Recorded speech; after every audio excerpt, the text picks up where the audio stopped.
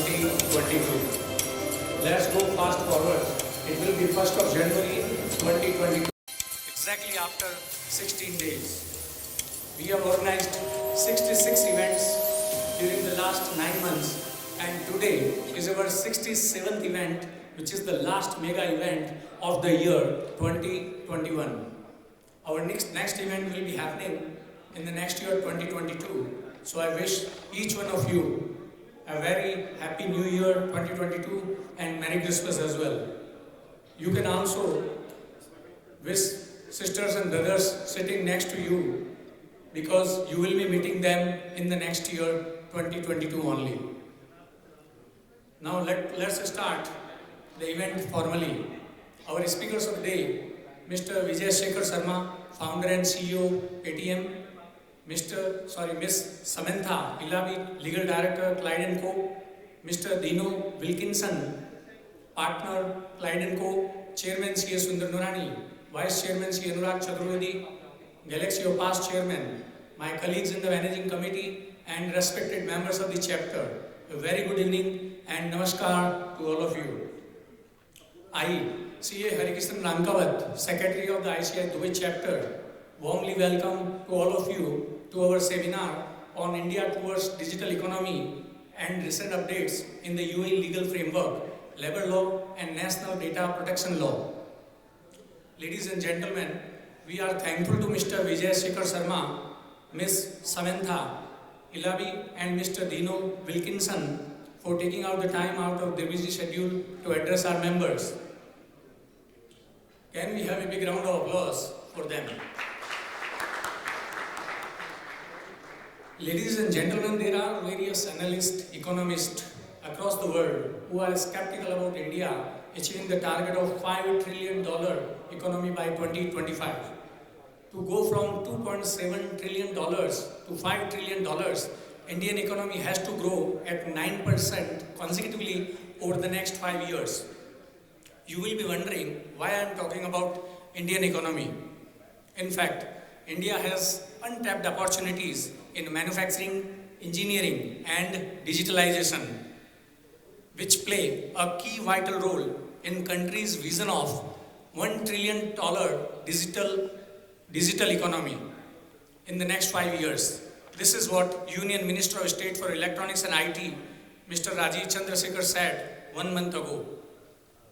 Today we have amongst us Mr. Vijay Shekhar Sharma, founder and CEO of Paytm, who founded 197 Communications, Indian e-commerce and fintech company in the year 2000 in Noida, India. As of June 2021, 197 Communications were valued at $16 billion, making it one of the most valuable unicorn companies in India. So, Mr. Vijay Shekhar Sharma will also be one of the major contributors in achieving $1 trillion digital economy and out of $5 trillion Indian economy target by the year 2025. Friends, second part of our event is recent amendments in UAE labor law and data protection law.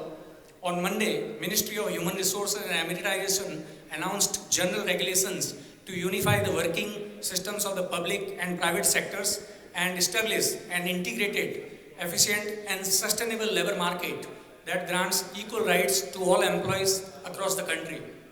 Today we have got two expert speakers from Clyde & Co., a prominent global law firm, who will share their views on the recent amendments in the UAE labor law and data protection law. Now I would like to thank our sponsors who are always supporting us. I thank our principal sponsors, Tele, Lulu, IFCO and Danube. Our platinum sponsors, UHY James and HLB Hemd. I also thank our media partner, Khalij Times, institutional partner, Delhi Private School and banking partner, Bank of Baroda. Now I would like to request our chairman, C.A. Sundar Nurani, to do his welcome address. Thank you, C.A. Harkishan. Our guest speaker, Mr. Vijay Shekhar Sharma, founder and CEO of Paytm, Ms. Samantha Elabi and Ms. Dino Wilkinson from Clyde & Company. Our Galaxy of Past Chairman present here, Abbas Saab. I could see Pankaj Mundra ji. Yeah. Thank you, Past Chairman. And ICA Dubai Chapter Vice Chairman, C. Anurag Chaturvedi Saab. members of the chapter, my colleagues in the managing committee, invited guests, our sponsors and their representatives, representatives from the media, ladies and gentlemen, a very good evening to all of you. Digitalization is the mantra all around.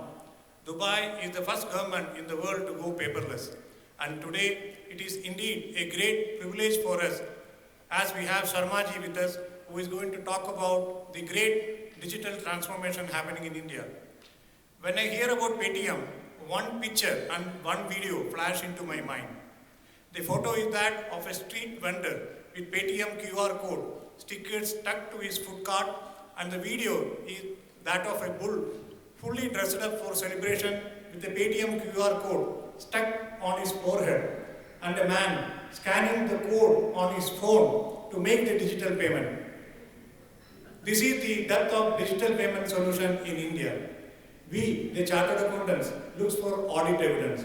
As an auditor myself, I don't think we need any more evidence to support the large-scale conversion of digital payments in India. Success stories are often made of impossible dreams coming possible. We see the face of success, but hardly know what goes behind the making of the successful man, or how interesting or challenging his journey has been to reach that spot. I am sure that Sharmaji will inspire all of us today evening through his address. Thank you, Vice Chairman sir, for coordinating with Sharmaji's office and bringing him over here. Can I give a big round of applause to Vice Chairman and Sharmaji? On 27th of November 2021, His Highness Sheikh Khalifa bin Zayed Al Nahyan, President of UAE, has approved a wide-ranging reform of the country's legal system, which aims to strengthen economic, investment and commercial opportunities in addition to maximizing social stability, security and ensuring the rights of both individuals and institutions. Over 40 laws are included in the changes, which together represent the largest legal form in the young nation's 50th year of history. The new commercial companies law aims to increase foreign direct investment and reaffirms the UAE standing as leading business hub regionally and globally. Our speakers from Client & Company will be covering few of the changes, and we will also see the option of covering other major changes in the laws over the course of the next year. Couple of points about the upcoming events next year. Sustainability is the hot topic now. We will try to cover it along with the IFRS during January 2022. In February, we will have the budget event, and the tax guru CA Dr. Girish Ahuja will be addressing us. In the month of March, we will be celebrating the International Women's Day from the India Pavilion at Dubai Expo 2020. To promote the CA qualification among the students, we are arranging a webinar in the next few days. Request the members to encourage their children to be part of this great initiative. Before I conclude, I wish you all the very best, and as the festive season is beginning, wish you Merry Christmas in advance and all the best for the happy and prosperous New Year 2022. Thank you. Jai Hind, Jai ICAI. Thank you, Chairman C.A. Sundar Nurani, for letting us know about the forthcoming events. And now our first speaker, Mr. Vijay Shekhar Sharma, founder and CEO of Paytm, will be addressing all of us. And to introduce him, I would like to invite our Vice Chairman, C.A. Anurag Chaturvedi, on the stage. Thank you, C.A. Kishan Rankawat, Secretary ICA Dubai. But can we have a big round of applause for our guest today, Mr. Vijay Shekhar Sharma. But before I start my address, I would like to say that again, it's a journey of almost 4 years. I'm trying to get him to ICAI, and finally, and I'm very blessed today to receive him today this evening and bring him out here to speak. So thank you very much, sir, for accepting the invite and gracing us with your presence here. I want to ask you, before I introduce him, I want to ask you how often we read the news and understand that news is going to change your life, or it's going to accelerate you to the path of unforeseen wisdom, you can say that. I mean, we read newspaper every day. So something of that sort, like in 2014, when Reserve Bank of India announced the payment bank can be a reality itself.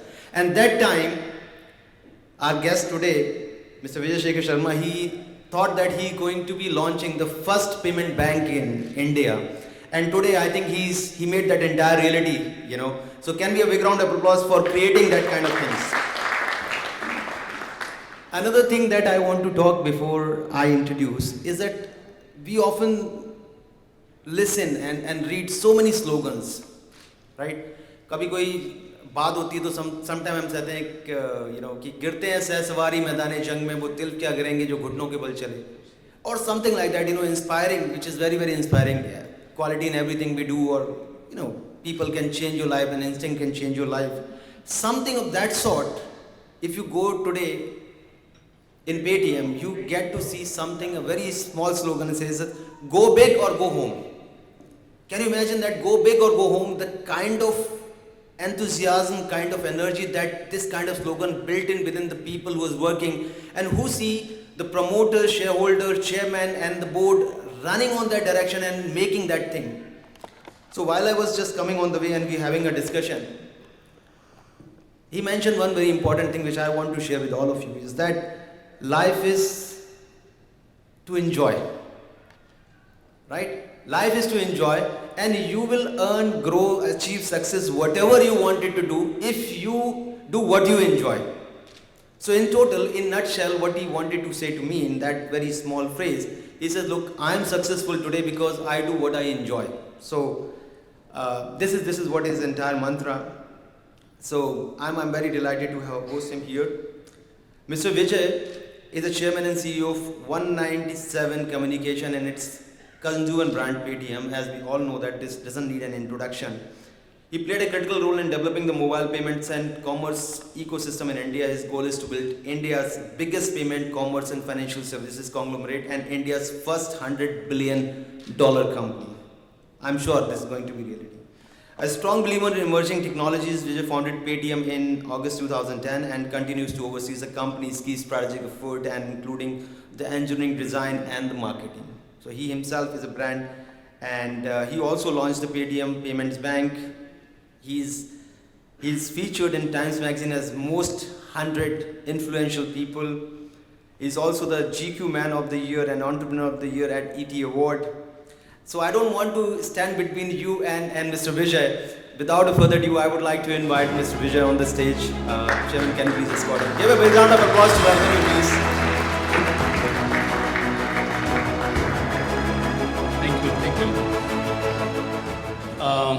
First of all, thank you for inviting me, Anurag and Nurani ji. Thank you so much for having me here. It is truly a privilege. I would have never guessed that I'm going to meet such august company today evening unless I would have been in person. I'm glad that I accepted this invite and am here. Incidentally, we're talking about India and digital economy, and some of us, more or less, most of us, you who have come here in Dubai, you have an India that is perceived to be a particular type of India. कहते हैं कि India में से जब लोग बाहर जाते हैं तो उनका इंडिया उसी साल का स्टैटिक होकर रह जाता है, मतलब कि ऐसा ही होगा. कुछ लोग आप 90s, 70s, 80s, 90s, 2000s कभी कभी आए होंगे, वैसा इंडिया. बट मैं आपको बताना चाहता हूँ इंडिया बदल रहा है, और इंडिया बदल रहा है. मैं यहाँ पे अभी आपके एक दोस्त और अभय के साथ बात कर रहा था, तो मैं आपको बताना चाहता हूँ इंडिया बदल रहा है. इंडिया कैसे बदल रहा है, मैं एग्जांपल देता हूँ. 2010 की बात है, मैं एक इवेंट में था, टाई द इंडस एंटरप्रेन्योर वाली जो इवेंट जो आज दुबई में हो रही है, और उसमें मैंने उनसे पूछा था उस कमरे में, और वहाँ उन दिनों में एक सवाल आया करता था कि इंडिया से क्यों नहीं गूगल फेसबुक बन सकते. तो मैं पूछता था कि कितने लोग इस कमरे में हैं जो एक कंपनी है 197 कम्युनिकेशन, उसमें अपने बेटे और बेटी को जॉब करने देंगे. How many of you will allow your daughter or son to work in a company called 197 Communication when he or she has a choice of, let's say, Oracle, Infosys and 197? Obviously nobody would bother. But today the world has changed. Today India has changed. Today India has changed because when we see new graduate coming out of engineering college or let's say a business institute, they do not necessarily prefer to work for a company. In fact आपके जो past chairman उन्होंने भी अपनी company खोल ली. आप देख सकते हो कि the company they instead of trying to work for a company, they are trying to create another company और trying to create a job. 1947 when we got, let's say, our freedom, the era was of government jobs. Remember that government jobs was this. So you're good, somebody who has a government job. IAS job, if you remember, was considered to be a peak, right? Secretary of Government of India. Then came this era of PSU jobs. Then came MNC jobs. Then came private sector jobs.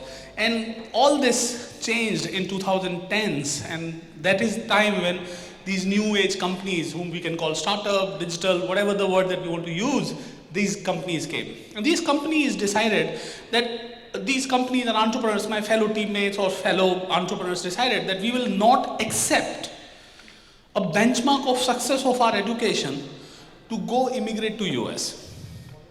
And we decided that why would we go US when we can build something in this country? I'm sure you know this. A country grows when the best brains work for that country. Why is UAE or Dubai what it is? Because people here work for this country and betterment of this country. In fact, they import people like us and they work for this country. But in India, we all get exported. और अगर export नहीं होंगे तो हम हैदराबाद और बेंगलोर में बैठ के किसी एम्स्टर्डम के किसी यूरोप के बैंक के रिकन्सिलेशन सॉफ्टवेयर का बग फिक्स कर रहे होंगे. क्या ज़िंदगी है. और उस ज़िंदगी को हम बहुत अच्छी ज़िंदगी का टाइटल देते हैं कि हम एक बड़ी कंपनी में काम कर रहा है हमारा लड़का. कैसी अच्छी बात है. Well, this is exactly what has changed. Some of you have landed in Dubai. This time the India is not the same India. This time the India wants to work for itself, work for herself. Indian entrepreneurs, Indian young graduates, young India wants to work for India and wants to build an India that is something that all of us, when we go outside of India, want to see our India to be like. And this is exactly the hope and aspiration that goes back, and some of us decide to pull it off.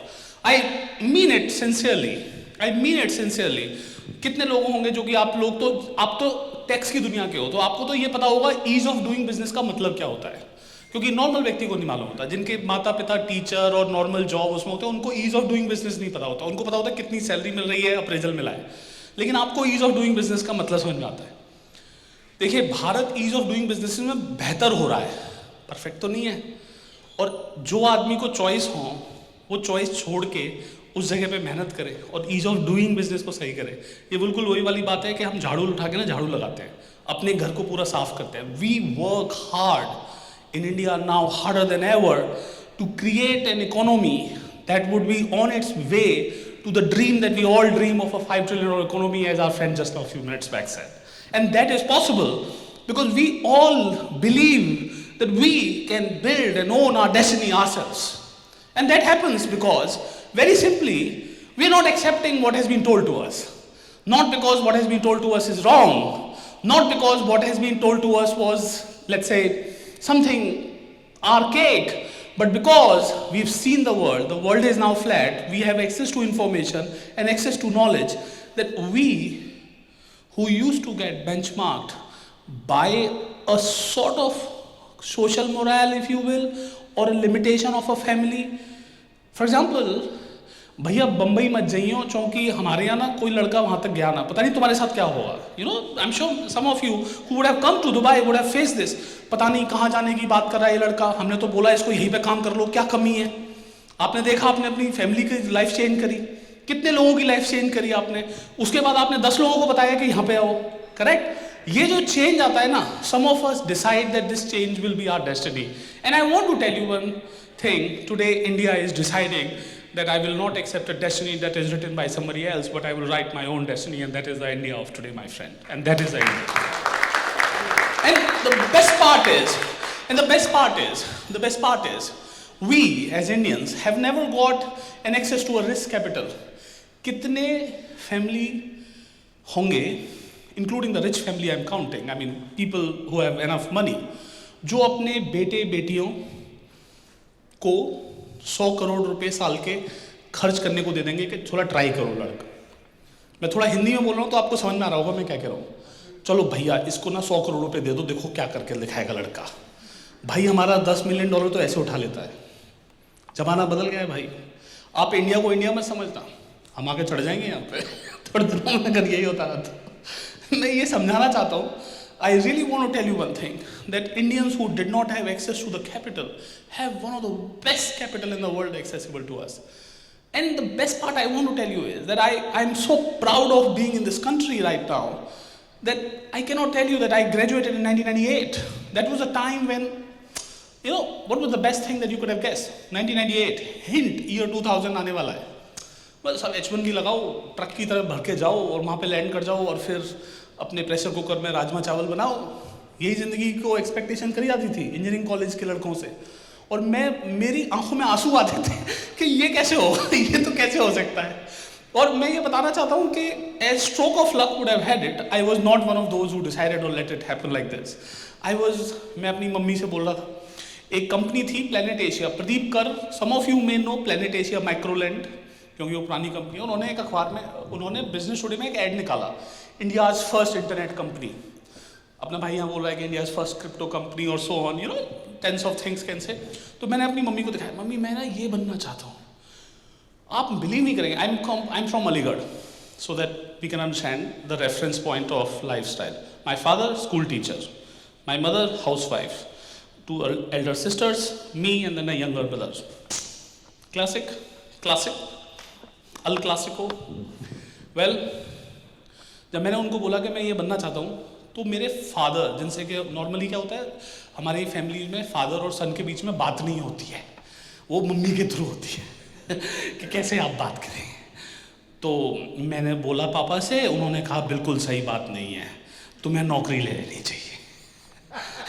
तो मैं, ये तो तरीके की सही बात नहीं हुई, आपने बोला था मैं पढ़ लूँगा, उसके बाद की बात नहीं है. देखो तुम्हारी 2 बहनें भी हैं, उनकी भी शादी करनी है. तो मैं आपको आज एक और बात बताता हूँ. मेरे फादर जो स्कूल टीचर थे, मेरे फादर जिन्होंने, मेरे ग्रैंडफादर के नाम के स्कूल्स हैं, मतलब आप समझ सकते हो कि ऑनेस्टी, सिंसियरिटी और एजुकेशन में मतलब पीक कह सकते हैं. मतलब I now know the family so I can जज it also, although related party transaction है आपकी लैंग्वेज में. बट मैं प्रस्तुत तो करूंगा ही एग्जामिशन के लिए कि आप एक्सप्लोर कर लें. तो मेरी सिस्टर की शादी के टाइम पे मेरे फादर को 2 लाख रुपए का लोन नहीं मिला.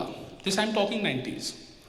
और उसका कारण बड़ा अजीब सा था, जो मुझे पोस्ट फैक्टो पता चला कि my father had not taken any other loan in past, so he did not have a credit history and banks typically will not give a person without credit. अजीब सी बात है. और मैं आपको बताना चाहता हूँ, मैंने सीखा कि हमारे देश में एक ईमानदार आदमी को 2 लाख रुपए का लोन ना मिले, लेकिन वो आदमी जो कॉरिडोर की भाषा बोलना जानता है उसको 6000 करोड़ का लोन मिल सकता है और उसको पे करने की भी जरूरत नहीं होती. कैसे वो भारत बनेगा, कैसे वो इंडिया बनेगा यार. रिच रिचर होता जाता है, बिग बिकम्स बिगर, और स्मॉल को हम बड़ा नहीं करते. Till the time period, we build a society that respects absolutely everyone and gives an opportunity for everyone. We won't be a society of rich. It's not about how much rich or how rich are you. It's about how rich everybody around is. Dubai is not Dubai because you are the richest here. Dubai is Dubai because everybody is rich here. Or everybody has an opportunity to be rich here. Or everybody has equal services available to them. It's not because you can throw some money on a problem. And that is exactly what we need in our country, right? Back home. So I took a vow absolutely on that. And I took a vow that I will build a financial services organization that will give access to equal financial services that are available only to the riches and then can be made available to even auto rickshaw driver. जब उसको 67 rupees 67 रुपये की कोई व्यक्ति सवारी के पैसे देगा, वो पैसे उसके मोबाइल फ़ोन से आएंगे, हमारे बैंक अकाउंट में जाएंगे जिसमें 0 फी होगी, और उस बैंक अकाउंट से उसके वेल्थ अकाउंट में जाएंगे, इंडेक्स फंड में जाएंगे, मनी मार्केट फंड में जाएंगे. आप तो सारी बातें समझते हो कहाँ जाएंगे. गवर्नमेंट सिक्योरिटी में जाएंगे भाई, मतलब बेटर देन एफडी जाएंगे, बेटर देन सेविंग अकाउंट जाएंगे, बेटर देन करंट अकाउंट जाएंगे. और उस पैसे का जो कंपाउंडिंग का इफेक्ट मिलेगा, उस पैसे की वजह से उसको लोन भी मिलेगा. जब वो अपने ऑटो रिक्शा को इलेक्ट्रिक रिक्शा में कन्वर्ट करना चाहे और भगवान करे को कार में कन्वर्ट करना चाहे, तो उसको वो पैसे हम देंगे. And that is the organisation that we are building. Paytm's mission is absolutely out and clear. We will bring 500 million Indians to the mainstream of economy. And I don't call it mainstream of economy as an access to the bank. I call it mainstream of economy as when the economy grows, everybody grows. It's not only the front row grows and the back row doesn't grow. जिस दिन हम लोग अपने देश में वो जो छोटा आदमी जिसको हम छोटा बोलते हैं उसका ख्याल करने लग जाएंगे, उस दिन हम सब लोग रिच हो जाएंगे। And the beauty is that India is changing. People who speak this are celebrated. इससे पहले तक लोग कहते थे किस पे मोहर लगानी है भाई साहब, ये बता जाओ। Hashtag it used to be an election campaign at one point in time, and today it can be a business topic. It's shocking, isn't it? I really want to tell you one thing that मतलब थोड़ी सी बातें वो बताऊंगा anecdotal जो आपको थोड़ा associate करेंगे, क्योंकि हमारे भाई लोग यहाँ पे स्टार्टअप और टेक्नोलॉजी और न्यू एज क्षेत्र से हैं। So जब when I was starting PTM, my board members, and it's very clear, I started as a business of telecom business. I was making money. So telecom operator used to give content, ringtone, ringback tones, all those services, and my company would provide that, and we'll get a percentage of what customer buys. Simple business model. I figured out smartphone आएगा, game telecom operator के हाथ में निकल जाएगा। जैसा आप देखते हो सब कुछ तो निकल गया उनके हाथ से, बस कनेक्शन देते हैं वो, अब सब चीज़ तो ऐप में होती है। तो मैंने कहा यार ऐप में होएगा सब कुछ, ऐप इकोनॉमी में जाते हैं, so mobile internet economy. And then app economy में क्या करेंगे, गेम करेंगे, नहीं गेमिंग तो फिनलैंड के लोग करेंगे, चाइना के लोग करेंगे, सब कुछ करते करते round of elimination we reach payments. Payment हर कंट्री का लोकल होगा। If you are in India you can win in India because you solve the payment for the global people. जैसे ऑडिट लोकल होता है, हम हमेशा जीतते हैं। मैं आपकी भाषा में कुछ बोलूं तो आपको अच्छा लगेगा कि अच्छा लड़का है, समझ में आ रहा है उसको, हमारा भी बिजनेस मॉडल समझा हुआ है। सो the beauty was that I picked up payment as a layer because I figured out that distribution, scale, operating system, devices, maybe not for us as a country or India. Build the payment layer. मैं board को बोल रहा हूँ कि हम payment बनाएंगे, और आप मानेंगे नहीं, मतलब 6 महीने तक हमारे बोर्ड में, जहाँ पे मैं प्रॉफिटेबल नहीं फ्री कैश जनरेटिंग कंपनी चला रहा हूँ, प्रॉफिटेबल नहीं फ्री कैश जनरेटिंग कंपनी बना रहा हूँ, मैंने 60 करोड़ रेज करे होंगे इक्विटी में। मेरी बैंक में 127 करोड़ थे, मुझे अभी भी याद है। मतलब आप फ्री कैश भी नहीं जोड़ रहे, वो डबल कर दिया आपने, इतना फ्री कैश जनरेट कर लिया। उस कंपनी में मेरे बोर्ड मेंबर मेरे से बोल रहे हैं, some of them are Indians, some of them are American Indians, you know things like that. I don't think, Vijay, you can take a bet on this because Indians love cash. They like to see the money. I'm sure you've seen it. In United States, people give gift cards. In India, they give cash. मैंने कहा भाई इसलिए देते हैं क्योंकि उस दुकान पे जाके कौन खरीदेगा, हमारी जो जिंदगी में कमी है उसके लिए पैसे दे दो। उनको समझ में नहीं आ रहा था, साइकोलॉजिकली उन्हें समझ में नहीं आ रहा था, वो सोच रहे थे know that is digital, this is cash. मैंने कहा भाई उसके कैश फ्लो सॉल्व करने के लिए, बट उनकी समझ में नहीं आया। 501 रुपये। Then they were like, no. Understand, in business also people like to see cash. बहुत देर तक कैश चलता रहा। So I said, look, if you fundamentally believe India is an economy, it has to grow. This has to come it has to come. I mean, it is not a question whether Indians love or not. It has to come. Because if the economy grows to the scale that we are seeking, it will have so much money in circulation that it will be so large number that it will be not possible. They were like, understand, your success is contingent on low-cost smartphones, cheap internet connection, people accepting a behavior of that they are ready to see the cash or currency in a phone, and you getting a brand name and a game. अपन भी ऐसे होते हैं करेंगे। तो they were like totally shocked कि कुछ भी बोले जा रहा है। आप लोगों को पता नहीं होगा, मेरे को 5 करोड़ रुपए उन दिनों का $1 मिलियन 52 रुपीज़ का होता था का बजट दिया, और मेरे से मतलब मैं बोर्ड मेंबर में फाइट कर रहा हूँ, and they said this is the money, we'll not discuss in a quarter, and by the time next board meeting comes, which will be after 6 months, if it is something worthwhile, we'll talk about it. If it is not, you didn't know, we didn't talk about it. ऐसे करके Paytm को chance मिला। इससे क्या ज्ञान मिलता है? आपके पापा मम्मी घर वाले ही आपके साथ ये नहीं कहते कि आप में अकल नहीं है, क्या कर रहा है ये लड़का, क्या कर रही है लड़की, इसको समझाओ। आपके बोर्ड मेंबर भी ऐसा ही कहते हैं। और ऐसा ही नहीं है, जब वो कहते ही नहीं है तो वो मीन भी करते हैं, क्योंकि उन्होंने पैसे नहीं दिए मेरे को। 6 महीने बाद वो तो मेरा गेम था कि मैंने कुछ भी करा, और lucky as luck would have had it, I was able to do it, and then the world would go to the level. उस बोर्ड मीटिंग की एक और कहानी सुनाता हूँ, क्योंकि आप लोगों को बोर्ड मिनट पढ़ते हो आप तो, कि पढ़ के दिखाओ क्या लिखा है। एक बोर्ड मेंबर ने बोला, Vijay, let's understand that you are successful on all this. Then you should understand that you will need to build a consumer brand in the country. And consumer brand meaning the brand that people talk about. I have not, forget about marketing and branding. I have not seen an MBA in this company. Everybody is an engineer. And I was like, ye kaisa sawal hai? We'll build a brand that people will wear very proudly on their chest. Paytm. And as you can see it, I was able to prove to them that you can build a brand name. फिर किसी ने तीसरा question पूछा, even if you say that you can build a brand name, you know that you will need hundreds of $1 million. You are the one who is frugal. You raised money and you are getting free cash. You understand? You are frugal. And consumer businesses and building businesses like these require two skills. First of all, ability to spend, which maybe you will learn. But how will you raise money? Well, okay, give me the benchmark of whom should I raise money from. Like the richest in China, richest in Japan, richest in America. Give me a range. I absolutely raise money only from three guys. The Chinese, Jack Ma, Masa Son of Japan, and Warren Buffett. Only three people. And that is the benchmark that we could raise.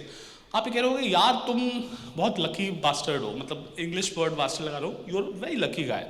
And this is what I was telling थोड़ी देर पहले जब मैं अनुराग के साथ आ रहा था, तो मैं उसको बता रहा था कि लकी नहीं होता यार कोई. हम सब लोगों को अपनी ज़िंदगी में एक सर्च होती है कि हम क्यों आए हैं इस साथ में, correct? And all of us, I mean you are mature enough to understand this.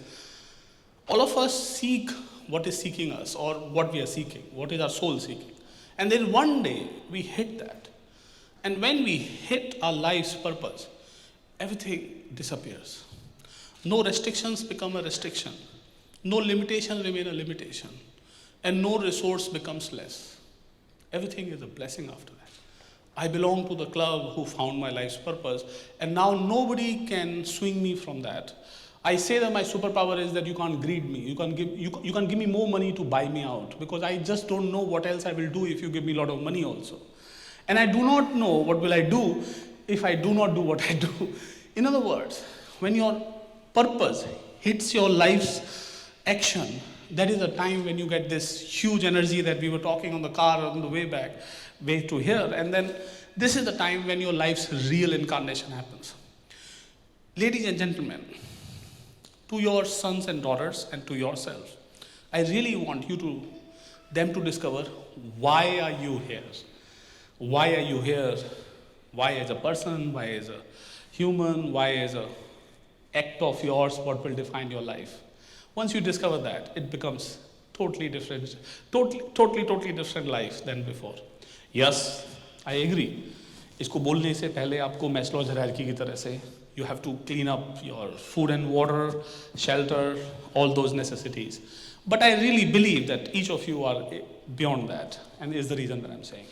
Once you find out that reason, you will find out that life is very, very different. And I feel lucky, I feel absolutely lucky that I can do what I absolutely love to do. So when Anurag was saying, do what you love what you do, I meant that he was saying that how can you have so much of passion on what you do? I said, there is absolutely nothing else I would have done, and there is nothing else you can give me more fun or joy than what I do. And everything else just seems like a way forward. जब demonetization हुआ और जब उसके बाद bank licence और पता नहीं क्या क्या चीज़ें अपनी ज़िंदगी में नहीं हुई, एक चीज़ मैंने अपनी टीम को बोली, and I learned it on those moments. Like, you would not know what your work is going to have an impact till the time period you reach nearby to this. So the amount of hard work, देखो, I mean, I don't have to tell you, when you take somebody head on, which is an incumbent and established, and I'm not taking an individual here, I'm talking about an industry which is incumbent. Meaning, when you pay a merchant, the merchant takes 2 days to get money. T+2, easy thing, right? When you open a bank account has charges. In fact, मैं बहुत अच्छी तरीके से बोलता हूँ कि हमारे India में तो सब खाते हैं, हमारा बैंक अकाउंट ही खाता है. जिसको समझ में नहीं आया, हमारे देश में बचत खाता और चालू खाता बोला जाता है.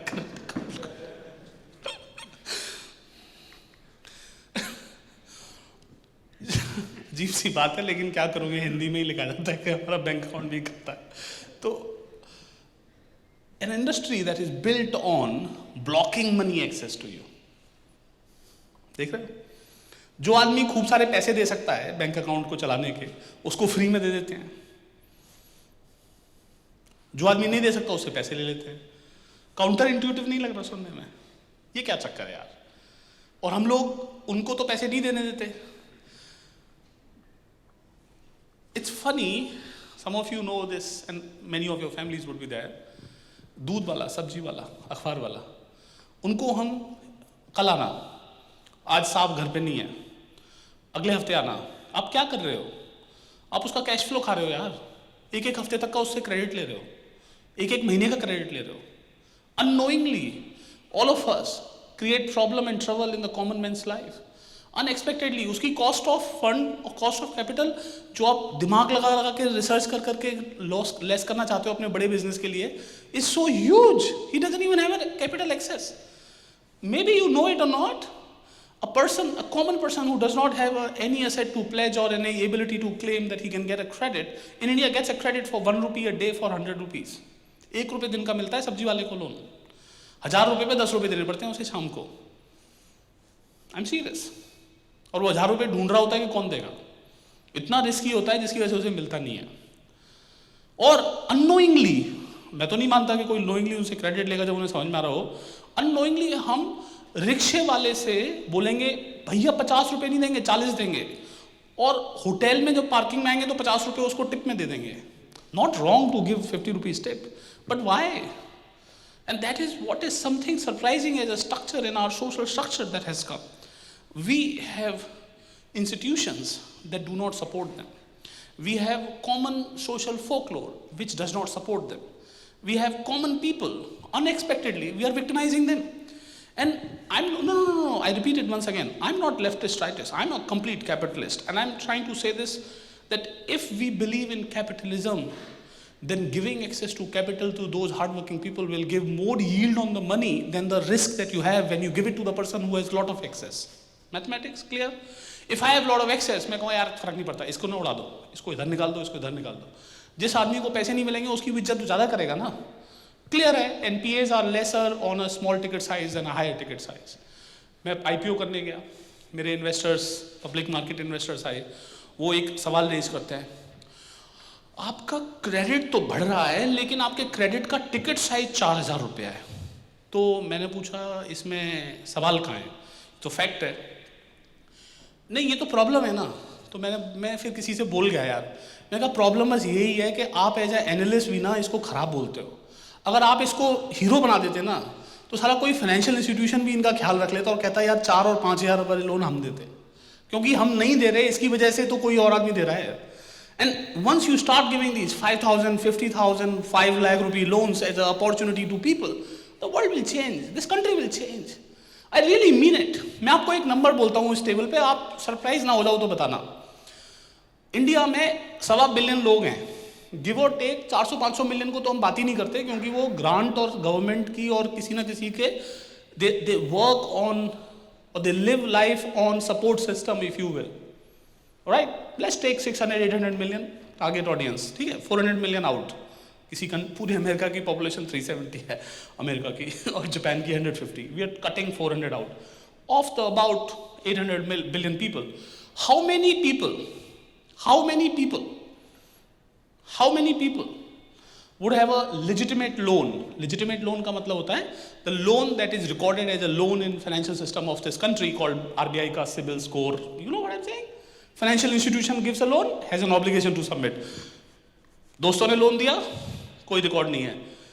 Of let's say 800 million people in the country, how many people would have a loan that is issued by a financial institution in India?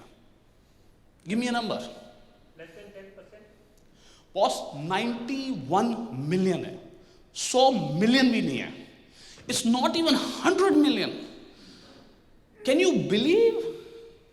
Beyond 100 million, everybody has a loan which is more or less coming either from a friend family who can be nicer.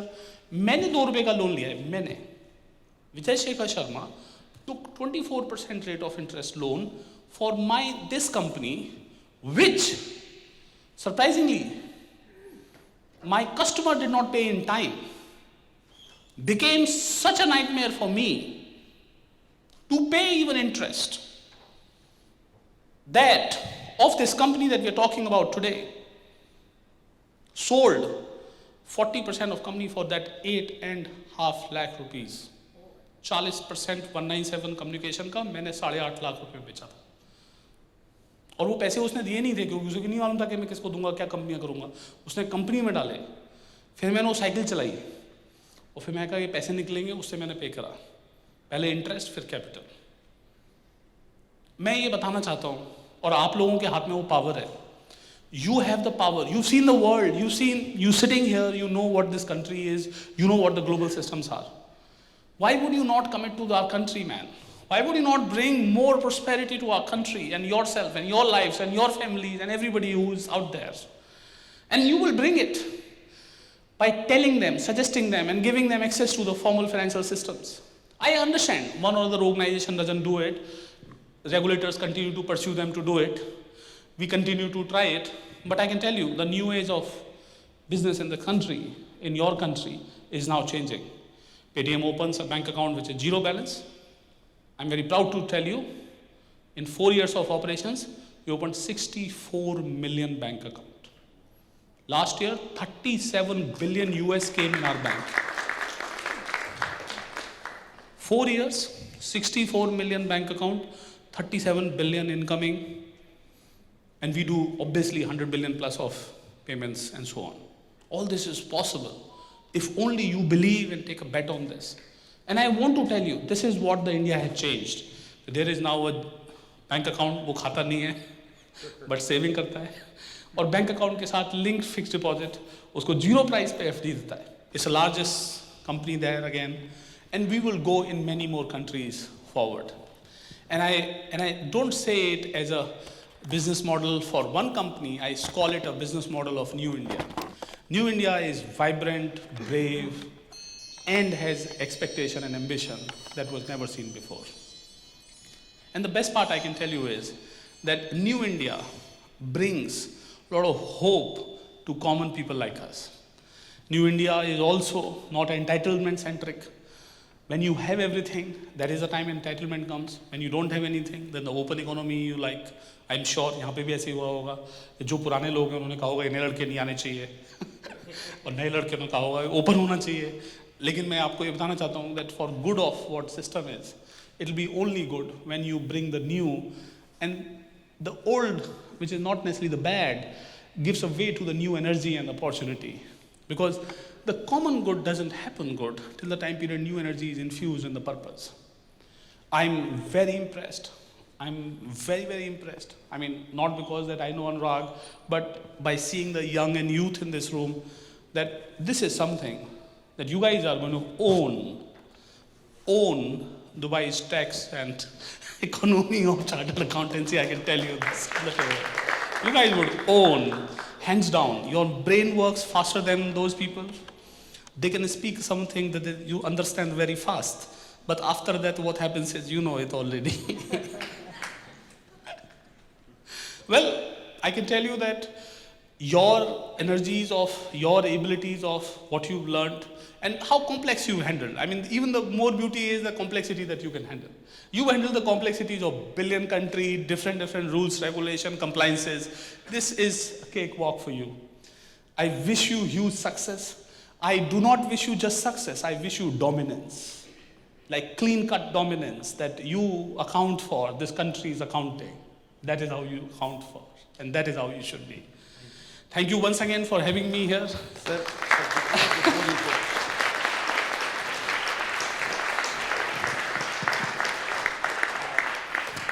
If you have some questions, I can answer those. Thank you, Sarmaji, for your really, I mean, you have shown us transition from the government jobs to the self-entrepreneurship, and definitely India is changing and we are also changing. Expo 2020 India Pavilion, every week, actually every 2 weeks, one state is coming from India to do the road shows, and a lot of Indians and Emiratis, they are investing billions of dollars in India. So Thank you We so are- much for that. Thank you so we much are for trying that. to contribute from our side. Absolutely. And definitely we take your words, sir. Thank you very much. Now we can have Q&A. I think our Vice Chairman wants to ask the first question, so please let's go ahead. One question that I really want to touch base on this is about the education. So Vijayji, I want to ask you about how your education plays a significant role in this, and what kind of special education that you had. And today we talk about the globalized education, worldwide education. So how your journey begins in terms of education, and if you can touch base on that and for our members to understand. By my language, you would have guessed by now that I'm not an English medium student. I'm a Hindi medium student, and I'm a Uttar Pradesh board, यानी कि माध्यमिक शिक्षा परिषद उत्तर प्रदेश इलाहाबाद का छात्र हूँ मैं. मैंने हाई स्कूल और इंटर करी है. जिनको समझ में आ रहा है उनको समझ में आ रहा है. और हाँ, मैं बता रहा था रास्ते में कि मेरे को सहती गुणा वेग संवेग समझ में बहुत आराम से आता है. मुझे समांतर पट संधारित्र भी बहुत आराम से समझ में आता है. For those who do not know, सहती गुणा वेग is mass multiplied by velocity is momentum, and parallel plate capacitor is called समांतर पट संधारित्र. Well, I study in that language. एक फनी बात हुई अनुराग, जब क्लास में इंजीनियरिंग कॉलेज में गए तो जो टीचर्स पढ़ा रहे थे दैट यूज लाइक तारे जमीन पर में जैसे अल्फ़ाबेट घूम रहे होते हैं ना, वैसा लगे कि. और जो लोग जानते हैं पिंक फ्लॉयड की भाषा में वो लिखा था, your lips move but I can't hear what you say. वैसा हो रहा था. And I say this profoundly that I mean obviously we are in this audience so I can speak. बहुत सारा हिंदी में बोल सकता हूँ. And some places I was speaking and they were like, what background of, which college are you from? And मैं ना Harvard में था. और हार्वर्ड में इसलिए था क्योंकि I'm on Global Advisory Council of Harvard. So I was wearing a Harvard jacket also. So they said, so which batch are you from? So I said, no, I'm not from here. I'm not also from some other college that you may guess. I'm just a graduate of engineering from Delhi University. Oh really? So are you like educated in India?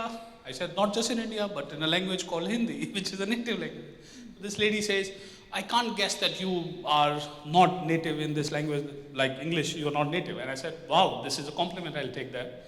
And that day, which is my lesson, is that you can learn anything. You can do anything. You just have to be extremely sincere about doing it. And you have to have all life energy only focus on that. If you are on that, मुझे लगता है कि हम सबके अंदर ना इतनी energy होती है. और मैं तो कहता हूँ हमारे पौराणिक शास्त्रों में लिखा हुआ है ना, अहम ब्रह्मास्मि, मेरे ही अंदर ब्रह्म है. एंड वो जो पावर है हमारे अंदर की, जब हम उसको रिकॉग्नाइज कर लेंगे, anything can happen. And that is what I believe is the language और education. Education is a mean to a purpose. You can learn a lot, you can do a lot once you know that you are at it. If you are sincere about anything, anything can be achieved. I'd like to draw on the topic for today, which is like India towards a digital economy. Yes. We all know that we are aiming towards a $5 trillion economy. But then, what I look at, say, the United States of America. Yes, sir. And I look at their GDP and I compare it to the market cap of New York Stock Exchange. It's pretty much the same, 26 trillion to 30 trillion or whatever. Now, is that another way? Of course, what you're suggesting is technology and all that, but I think I'm making more companies to go on the listing route and get on the listing and take the market cap up. Would that be another way of taking India's economy to the $5 trillion mark? Very good question. And more or less, everybody understands that stock market nearly represents what the GDP of that country could be. It goes up and down for different reasons, but more or less you can go in the range. This was one of the reasons that we listed in India, by the way. I was talking to people in government and I was seeking international listing for our company, expectedly NASDAQ or NYSE, because of international investor will understand more about India, more about our company than others. But I can tell you, I was asked, why don't you think of India? And I said, India may not have depth in the market. They may not pick up the IPO of our size and investors may not learn. So I love this statement that was made to me and I think I make this to many others. Mr. Sharma, somebody has to begin. Who would? And this is exactly the reason that I started SPTM. I started to be in India. I did not go US as H1B job. Somebody has to begin. So I said, yes ma'am, it'll be in India. And than we were on India. I can tell you today, the analysts, the stock market may not understand everything that we say, but I'm not just hopeful, I'm actually convinced that when we build for India and bring the brain energy of India to the Indian capital and economy, it grows. 100% what you said is important, because while we do not have good tax laws, you guys are chartered accountants, so you understand that, for a domestic investor to invest in a domestic company, considering those have been treated as ways to weigh some tax or other issues. But when it comes to public market, it's amazing. So public market of India could be a way to get domestic capital to these young change agents of this country. So I totally believe in it, and I believe that we as company decided with that intent, and many of others are deciding and will follow the suit. I do not see a day that it won't be a 5 trillion either as a stock market first or GDP. They remain in the same range like I said it. And I totally believe that India will be not just a large stock market, but after Nasdaq, the second largest tech market in the world. I can predict it today. I would like to go back to your childhood and, can you tell some instances, wherein you had a passion to do this, do that, but what kind of hindrances you face from parents and how did you overcome?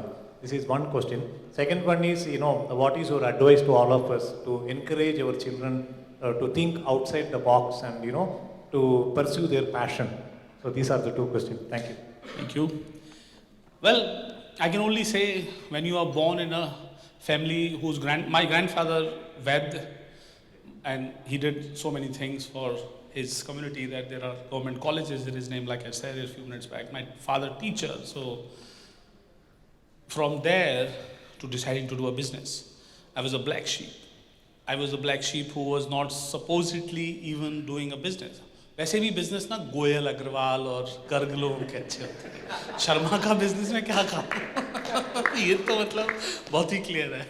और इसकी वजह से मैंने बहुत मार भी खाई है, मतलब जितने स्मार्ट लोग होते हैं जो आपको घुमा जाते हैं, मेरे साथ सब हुआ है सब हुआ है, बाद में समझ में आया ओ हो आपका नाम क्या था। It's not on a judgment on a name, but I was trying to say is that आप कौन थे जिन्होंने मेरे को ये लेसन दिया उस तरह से। I can say that whether it was my parents accepting that I should do a business itself, to even to a next level where when सबकी कंपनी में कैश फ्लो प्रॉब्लम आती है, 100% people who have not got funded would have a cash flow problem. People will have a problem of money also in the business. So I was in those days where I would not be earning enough money to make my ends meet. I'm an engineering college graduate, I could get a good job and I was not having enough income. Maybe a lot of you know that in India, one point of time in 2002, 3, 4, the least non-taxable income you would have is 72,000, 6,000 rupees a month.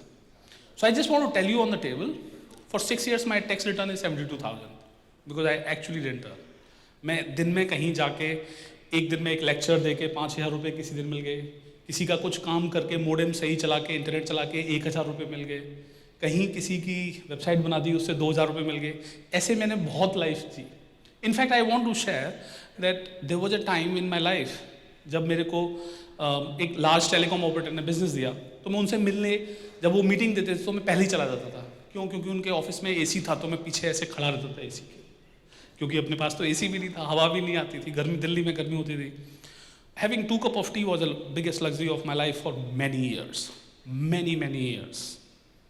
And the only thing I can tell you, the ultimate peak happened as a family that you're quoting, when in Bharat में क्या होता है, और जब शर्मा और Chaturvedi type के लोग होते हैं तो उनकी फैमिलियाँ ढूंढती हैं किससे शादी होनी चाहिए इसकी, इसको कहते हैं अरेंज मैरिज।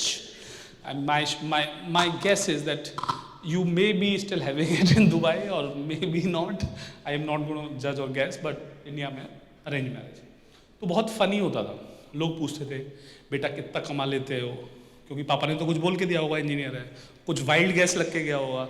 मैं बोल देता था 5-6 हज़ार रुपये कमा लेते हैं, तो उनका ना बिल्कुल शौक हो जाता है, ये क्या लड़का है 5-6 हज़ार रुपये महीने, मतलब ये कंपनी चला रहा है 5-6 हज़ार रुपये महीने।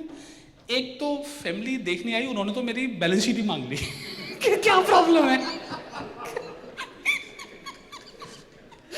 सीरियसली।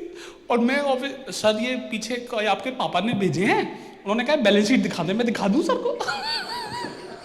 मैं कहा, कौन था आपने भेज दिया बैलेंस शीट दिखाने के लिए? Sir, we have one more question from our member. But before I would say one thing that Anurag said, like, you know, we waited for you to be on board for 4 years. And I would say, like, it was worth waiting. Thank you. Yes, and we were just glued to, you know. On the same floor, and I have seen you dancing on the floor.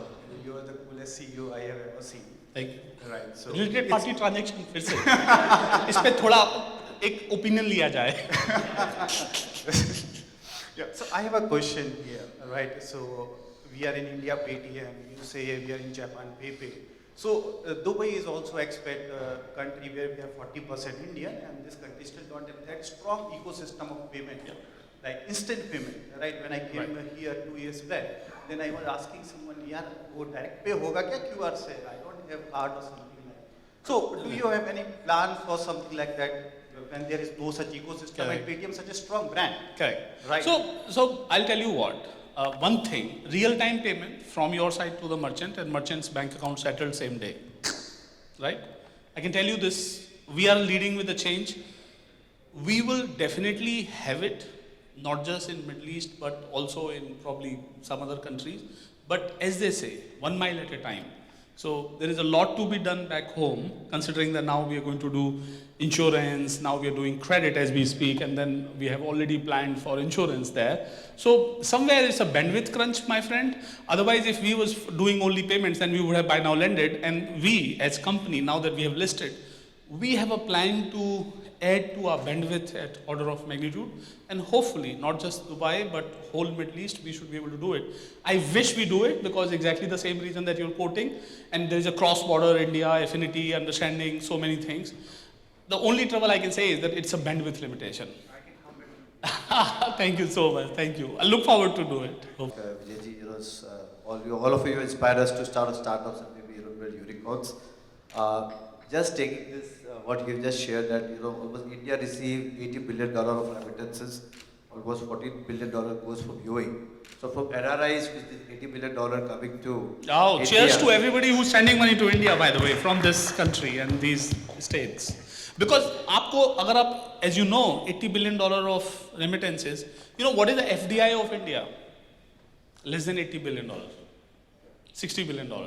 So हम लोग individually ज़्यादा पैसा भेज देते हैं, then work and the businesses are able to raise equity capital outside India. I mean, think about it.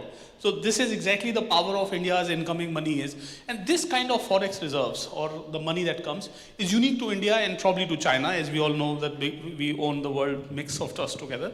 This remittance is a big resource for large economy that plays ahead of it. I don't have to tell you, but this is something which is extraordinary big.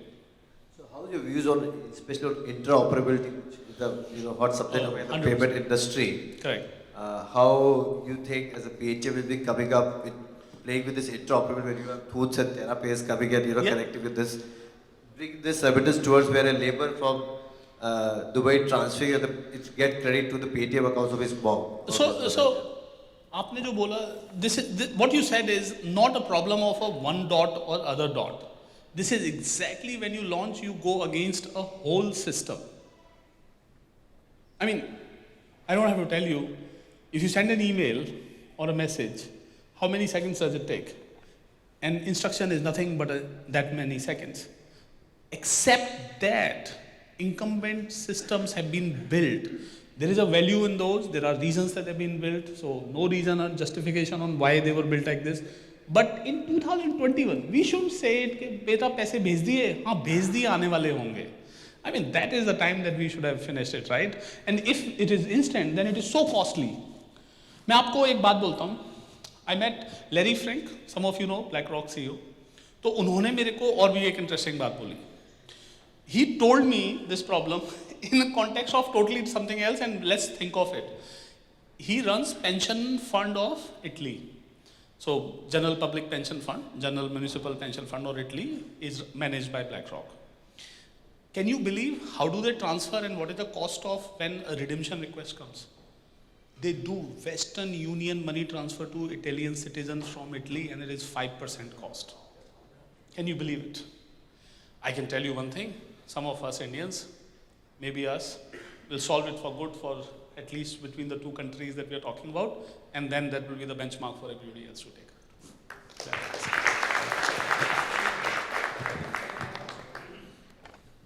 I think we can have a last question. As Sarmaji has already courteously agreed to continue, but he has to move somewhere, so last question please. वैसे मैं एक बात बताना चाहता हूँ, मैं बहुत serious हूँ, जब आप मानेंगे नहीं. लोग सोचते हैं कि मैं बैंकर हूँ क्योंकि I own 51% of our bank and chairman of the bank also. $36 billion, not small number. But I'm serious guys, I'm dead serious. मेरे को डेबिट और क्रेडिट का मतलब नहीं मालूम. मैं कैसे समझता हूँ? डेबिट मतलब डी मतलब दिए. अगर मेरे अकाउंट में डेबिट हुआ इसका मतलब मेरे अकाउंट से पैसे दिए.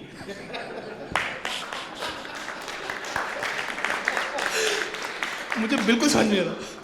फिर अगली बार मैंने अपने दिमाग को प्रोग्राम करा, यार ये बड़ा लंबा हो जाता है डेबिट क्रेडिट सोचने में, 2-3 स्टेप के बाद समझ में आता है.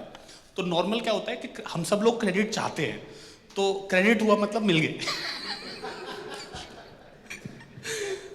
हमारी बैंक बन रही थी और मैकेंजी ने प्रेजेंटेशन दे रहे थे, वो पिच मार रहे थे कि how will your assets and liabilities will be.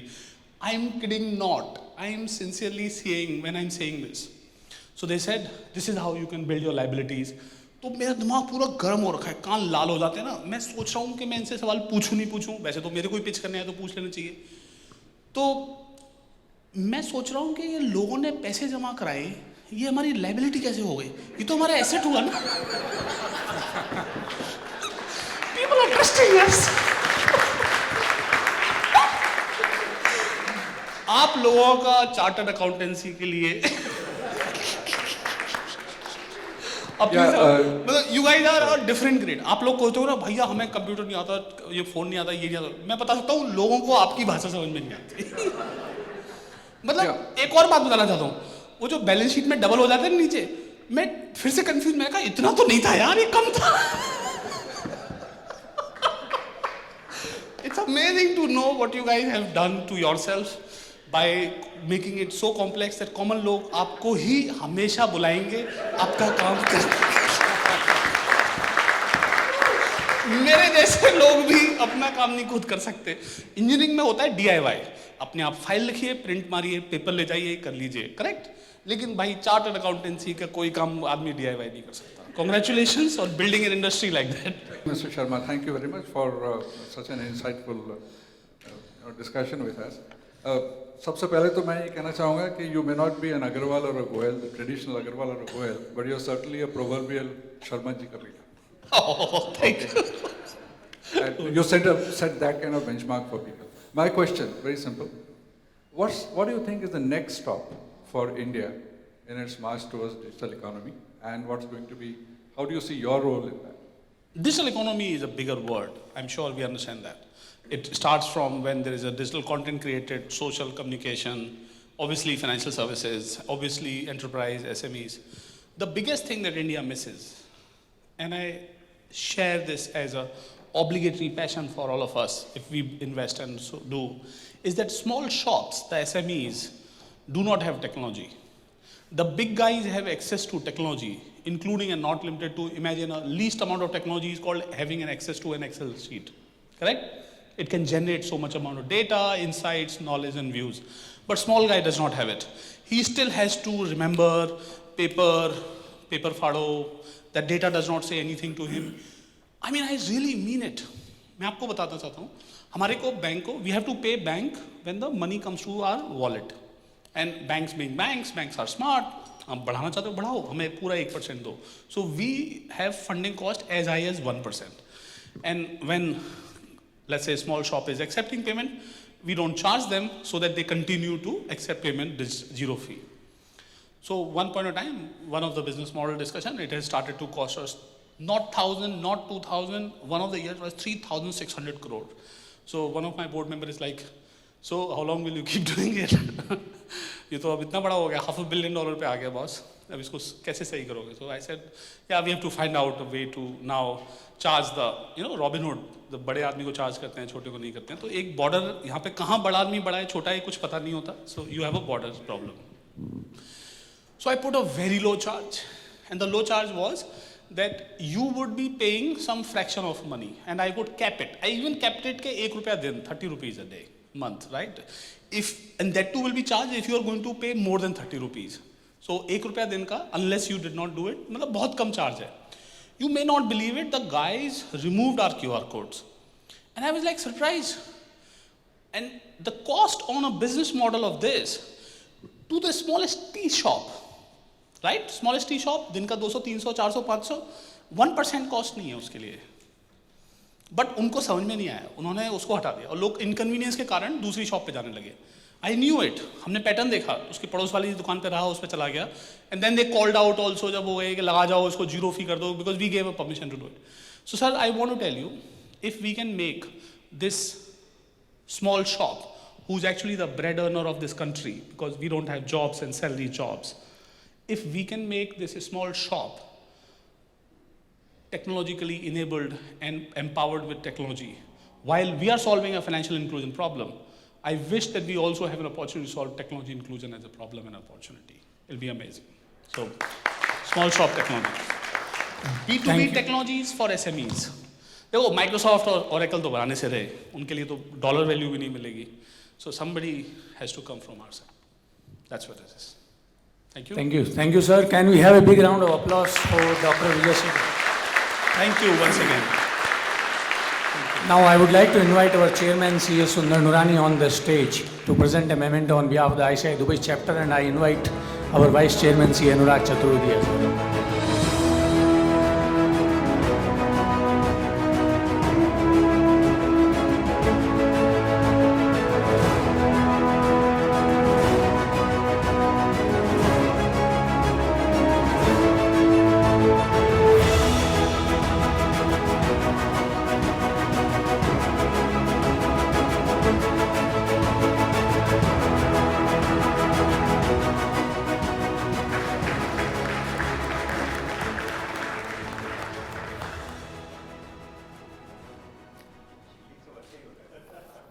Ladies and gentlemen, I was going through the Khalistan's newspaper recently in the last 2-3 days, and there are a lot of amendments which have been introduced in the UAE labor law.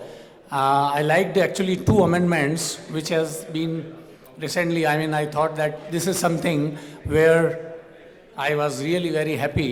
Number 1 is our weekend has changed now to Saturday and Sunday, and so it will be, we can work with the, we will be in global sync as well. And second change, which is actually for the gratuity, there will be like employees will have an opportunity to invest their gratuity wherever they want as per the specified definitely investment opportunities, and they will be able to get some sort of dividend. And there are many amendments which our speaker, Ms. Samantha, will be, I think, talking on those changes. Now in order to introduce her, I would like to invite our ExCom member, C.A. Jayaprakash Agarwal, on the stage. Sarma Sahab, the way you handle it, I know India is going towards digital, but for sure, under your guidance with the humor which you create, India is in safe hands. And हो सकता है हमको भी मौका मिले वापस India आने का और एक और डिजिटल इकोनॉमी बनाने के लिए, which is more larger than, instead of sitting in UAE, we are sitting in India and we do larger good for India as well. Thank you for that. Now let's move on and understand UAE law. To understand UAE law, and the first topic is labor law. Labor pain दो तरह के होते हैं. First labor pain, I will not talk about it. You understand which labor pain we are talking about, but other labor pain, we have one speaker who will guide us. Miss Samantha. Miss Samantha advises clients across the UAE, Qatar, Saudi Arabia, Oman, and wider regions on a range of issues throughout the employment cycle, including the immigration process and contractual documentation required to engage individuals in the region, managing disciplinary and performance issues, exit strategies and processes, the enforcement of post-termination restrictions, and litigations arising from employment relationships. She also advises on the employment implications of corporate processes such as reorganizations, office moves, and employee transfers. She has significant experience of project managing large multi-jurisdictional projects and undertaking complex and sensitive workplace investigations. She has particular focus on the education sector and supports a number of nurseries, schools, universities, training providers, and investors with their employment and safeguarding their issues.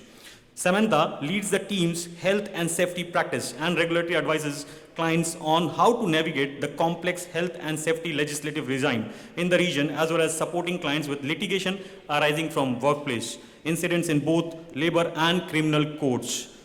Samantha regularly delivers training sessions on employment, health and safety, and immigration issues. Can we have a round of applause for Ms. Samantha?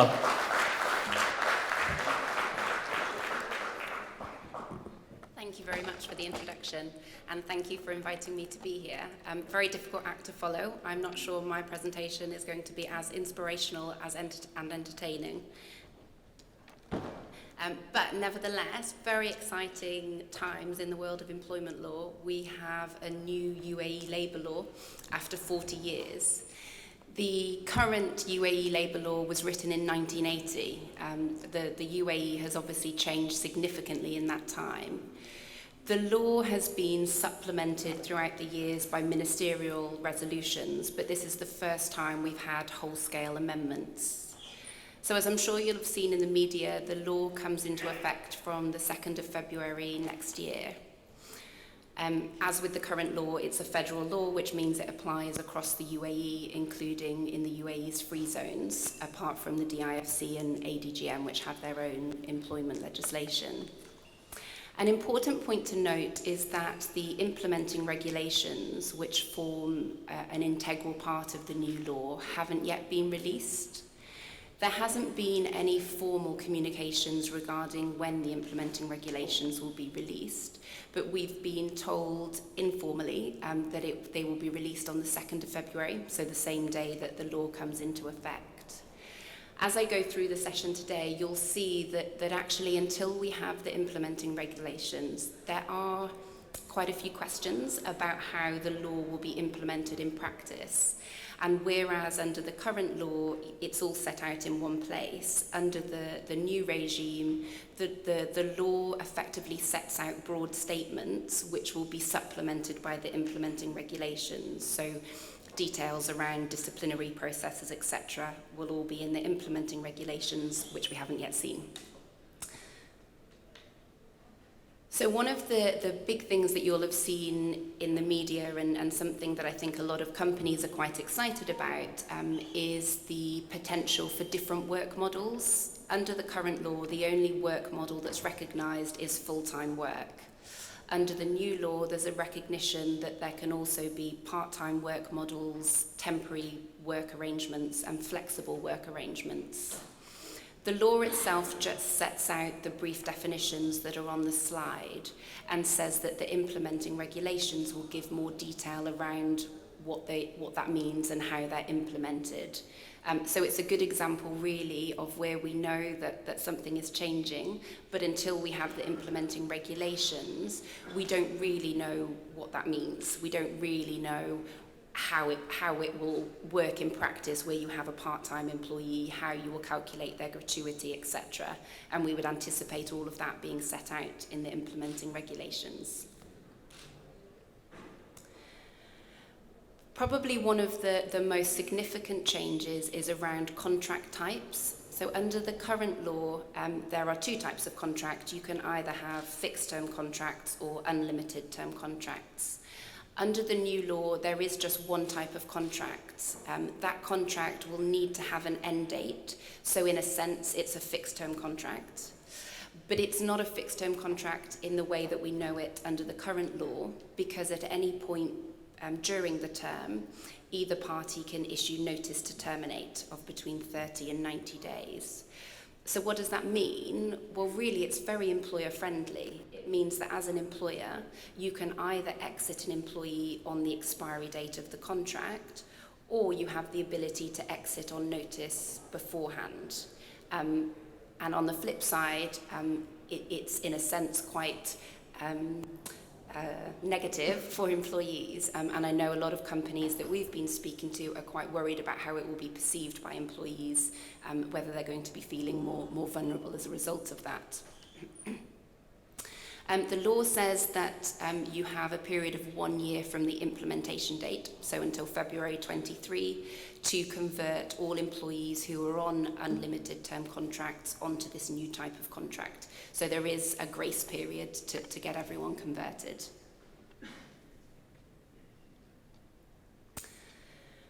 Probation has changed, so under the current law, there's an ability to terminate without notice during probation. Under the new law, there's a 14-day mutual notice period. That increases to 30 days where an employee is resigning to move to a new employer in the UAE. So there's some protection for UAE employers where you've incurred costs bringing an employee out here and then they resign within their probation to move to another employer. Added to that, where that happens, so where an employee resigns to go to a new UAE employer, the new employer is required to compensate the current employer for the recruitment costs.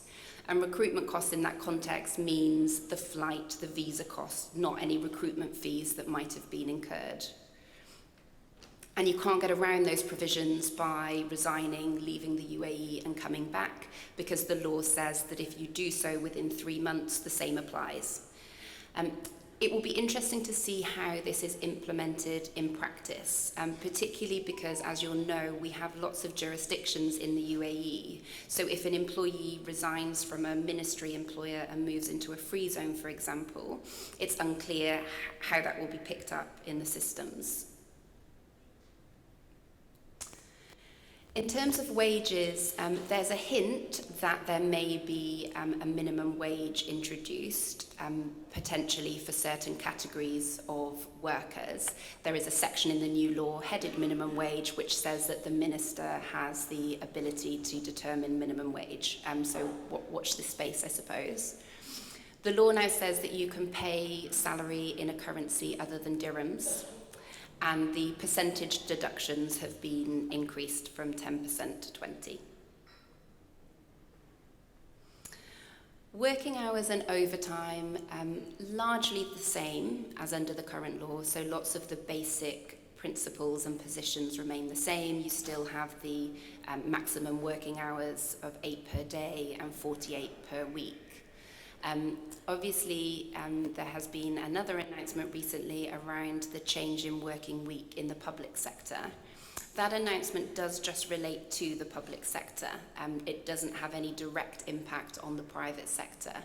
But obviously, as schools are changing to a Monday to Friday working week, there is a lot of discussion about whether the private sector will follow suit, and we've been talking to lots of clients over the past week or so about their plans, whether they are going to move to Monday to Friday, some companies looking to stagger it, have some on a Sunday to Thursday, Monday to Friday.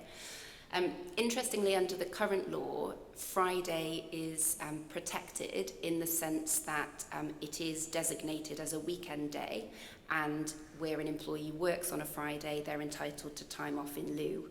They can't work more than 2 Fridays successively.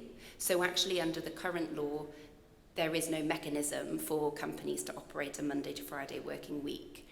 Under the new law, as you'd expect, that has changed, so employees are still entitled to at least 1 day of rest per week, but that can be any day. So obviously it paves the way for a Monday to Friday working week. Lots of the detail around working hours and overtime are said to be in the implementing regulations, so provisions relating to Ramadan working hours, exemptions from the overtime provisions. So it's a good example of an area that we need to see the implementing regulations to have the complete picture. Annual leave, again, the basic position is largely the same, so still 30 calendar days of annual leave for those who have more than 12 months service. Lots of provisions around carryover and making very clear that employees can't lose their annual leave entitlement. They either need to carry it forward or be paid in lieu of it or take it. Under the current law, there is a prohibition on terminating during annual leave. So where you issue notice to terminate during annual leave, it invalidates the termination. Under the new law, that's been changed slightly so that it's no longer prohibited to issue notice during annual leave, but the notice won't start to run until they return. So the notice period doesn't start to count down until they come back from annual leave. Sick leave, again, the basic provisions are largely the same in terms of the number of days paid sick leave, half paid sick leave, etc., that employees are entitled to. The entitlement to paid sick leave now kicks in immediately post-probation, whereas under the current law, slightly strangely, it doesn't kick in until 3 months after probation. And the law now expressly says that during probation, you're entitled to unpaid leave. Really, that just reflects what happens in reality anyway, because and even under the current law, if an employee on probation submits a sick note, of course they need to go on sick, and unless you enhance it, it would be unpaid. But that's now enshrined in the law. Maternity leave has been enhanced, but perhaps not as much as was anticipated. So a while ago now, it was announced that the public sector was increasing maternity leave for its employees to 3 months. And I think it was widely expected that that would be the same in the private sector. Under the new labour law, the statutory maternity leave is now 60 days, 45 of which is at full pay and 15 of which is at half pay. That applies to all employees regardless of length of service, whereas under the current law you need to have 12 months service in order to get full pay. In addition to your 60 days of maternity leave, you then have the potential for 60 days of fully paid leave if the child is unwell or has special needs, and then 45 days of unpaid leave if the mother has pregnancy or delivery-related sickness. And the nursing break that's under the current law is maintained, but the law now says that unlike under the current law, it's 2 30-minute breaks. Under the new law, it recognises market practice, which is really to amalgamate that into a 1-hour break. But that now only applies for 6 months following return from maternity leave, whereas it's 18 months under the current law. And then some additional leaves have been introduced, so the introduction of bereavement leave, the length of which depends on the relationship to the deceased, study leave, and there is also now express reference to unpaid leave. That's not a right of employees. Employees don't have a right to take unpaid leave, but it's something that can be agreed between the employer and the employee. End of service gratuity has, again, it's a topic that's been discussed in the media a lot. I think it is one area which is employee friendly. And really one of the big changes is that gratuity has become more protected. So gratuity is effectively, instead of pension, as expats here, as you know, we're not entitled to contributions into a state pension scheme, and gratuity is the replacement for that. And if you think about it like that, it's quite unusual that under the current law you can lose that gratuity because of the manner in which your employment terminates. So under the current law, you lose your gratuity entirely if you're terminated for gross misconduct, and you potentially will get less gratuity if you resign. That doesn't apply under the new law. So regardless of whether you resign, regardless of the circumstances of your termination, you retain your full gratuity. And as I said, that's consistent with what happens across the world in relation to pension. You wouldn't lose your pension contributions because of the manner of your termination. I've said working days there with a question mark. So you might have seen in articles in the media a question mark over whether gratuity calculations are now going to be based on working days wage. And that would significantly increase gratuity payments. If you take someone's, you're all accountants, so if you take someone's annual salary and divide it by the number of working days, 260, that obviously produces a much higher figure overall than if you divide it by the number of calendar days, 365. So, it is right, the new law does say working days wage, but working days is defined under the law as having the explanation in the implementing regulations. So we need to see those implementing regulations to see how that will be defined. I suspect it's going to distinguish between full-time employees, part-time employees, flexible employees in terms of how you make that calculation. Around the same time as the labour law, another piece of legislation was released, which is the Uniform General Rules of Work. And that's a piece of legislation that talks about employment rules in the public and private sector. And I suppose, as the name suggests, is aimed at bringing together the employment regime across both sectors. Partly as part of the government's ambitious Emiratisation targets. And within that piece of legislation, it refers to gratuity calculations being on calendar days. So I think there's still a question mark. I think that question mark is still right. I'm not advising my clients to go out and start changing gratuity calculations. I think we need to wait for the implementing regulations. But I suspect we will end up in a position where gratuity calculations remain the same, which is on calendar days.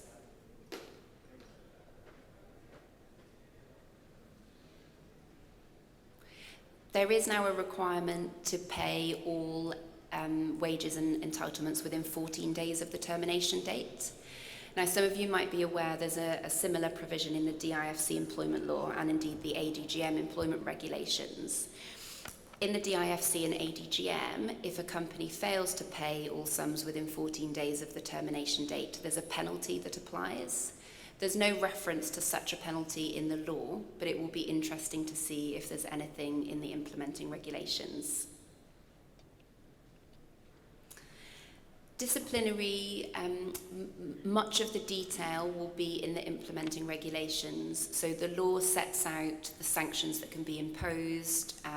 It now provides a statutory right to suspend pending a disciplinary investigation. But it says that details in terms of the disciplinary process itself will be set out in the implementing regulations. There were historically, or there are in the current law, discrimination provisions, but these have been expanded.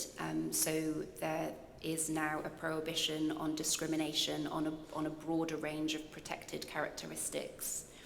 There's also an express prohibition on sexual harassment, bullying, violence, and forced work. I would expect to see more details around this in the implementing regulations, but what I do think it means is that employers need to have policies around this. So they need to have policies that say, as a company, we don't support any of these behaviours, so that if there is ever a dispute, it goes some way to showing that as an employer, you're taking steps to ensure this doesn't happen in the workplace. As I've mentioned on the slide, there are fines under the new law, potentially up to 1 million dirhams for breaching any provision of the law. There isn't a specific penalty ascribed to discrimination, harassment, etc. And there's no specific compensation that an employee can claim. And again, it will be interesting to see whether the implementing regulations have any more detail around that. So termination has obviously changed quite significantly because of the change in the contract.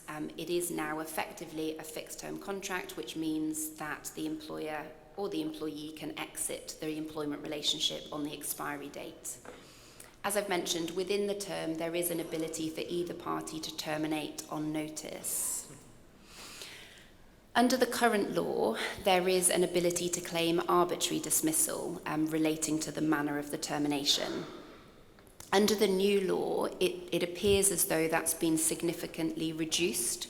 So there's a section of the new law that talks about unlawful termination and defines that as being where the employee is terminated because they brought a claim. It doesn't appear, therefore, that there's any ability to claim unfair dismissal, arbitrary dismissal, if, for example, you say, well, I wasn't performing poorly or I didn't commit this act of misconduct. So again, very employer friendly.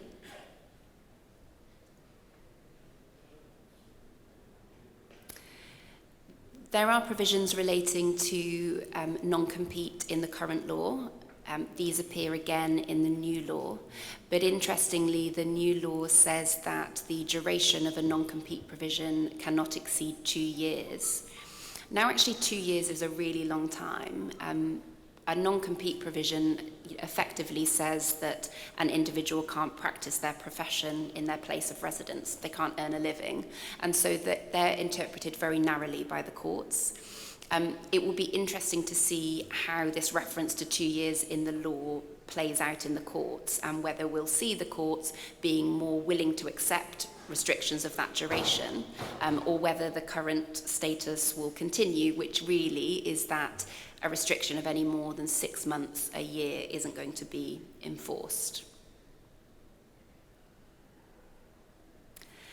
And then just continuing with the post-termination matters, so there is a requirement to provide an end-of-service statement where requested, but it can't say anything that might harm the reputation of the employee or reduce their opportunity to get a new job.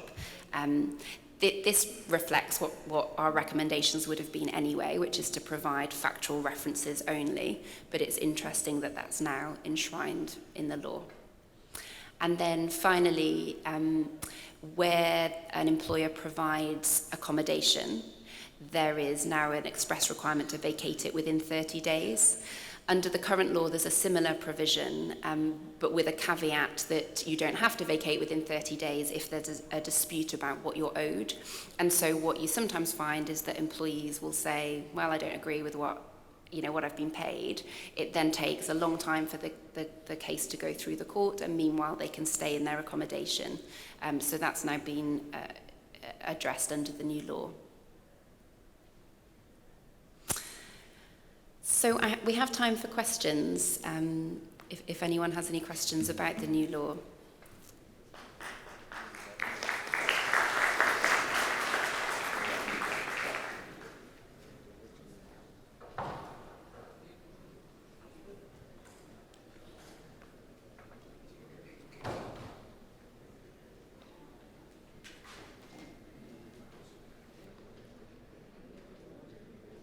Good evening, Samantha. Thank you very much, first of all.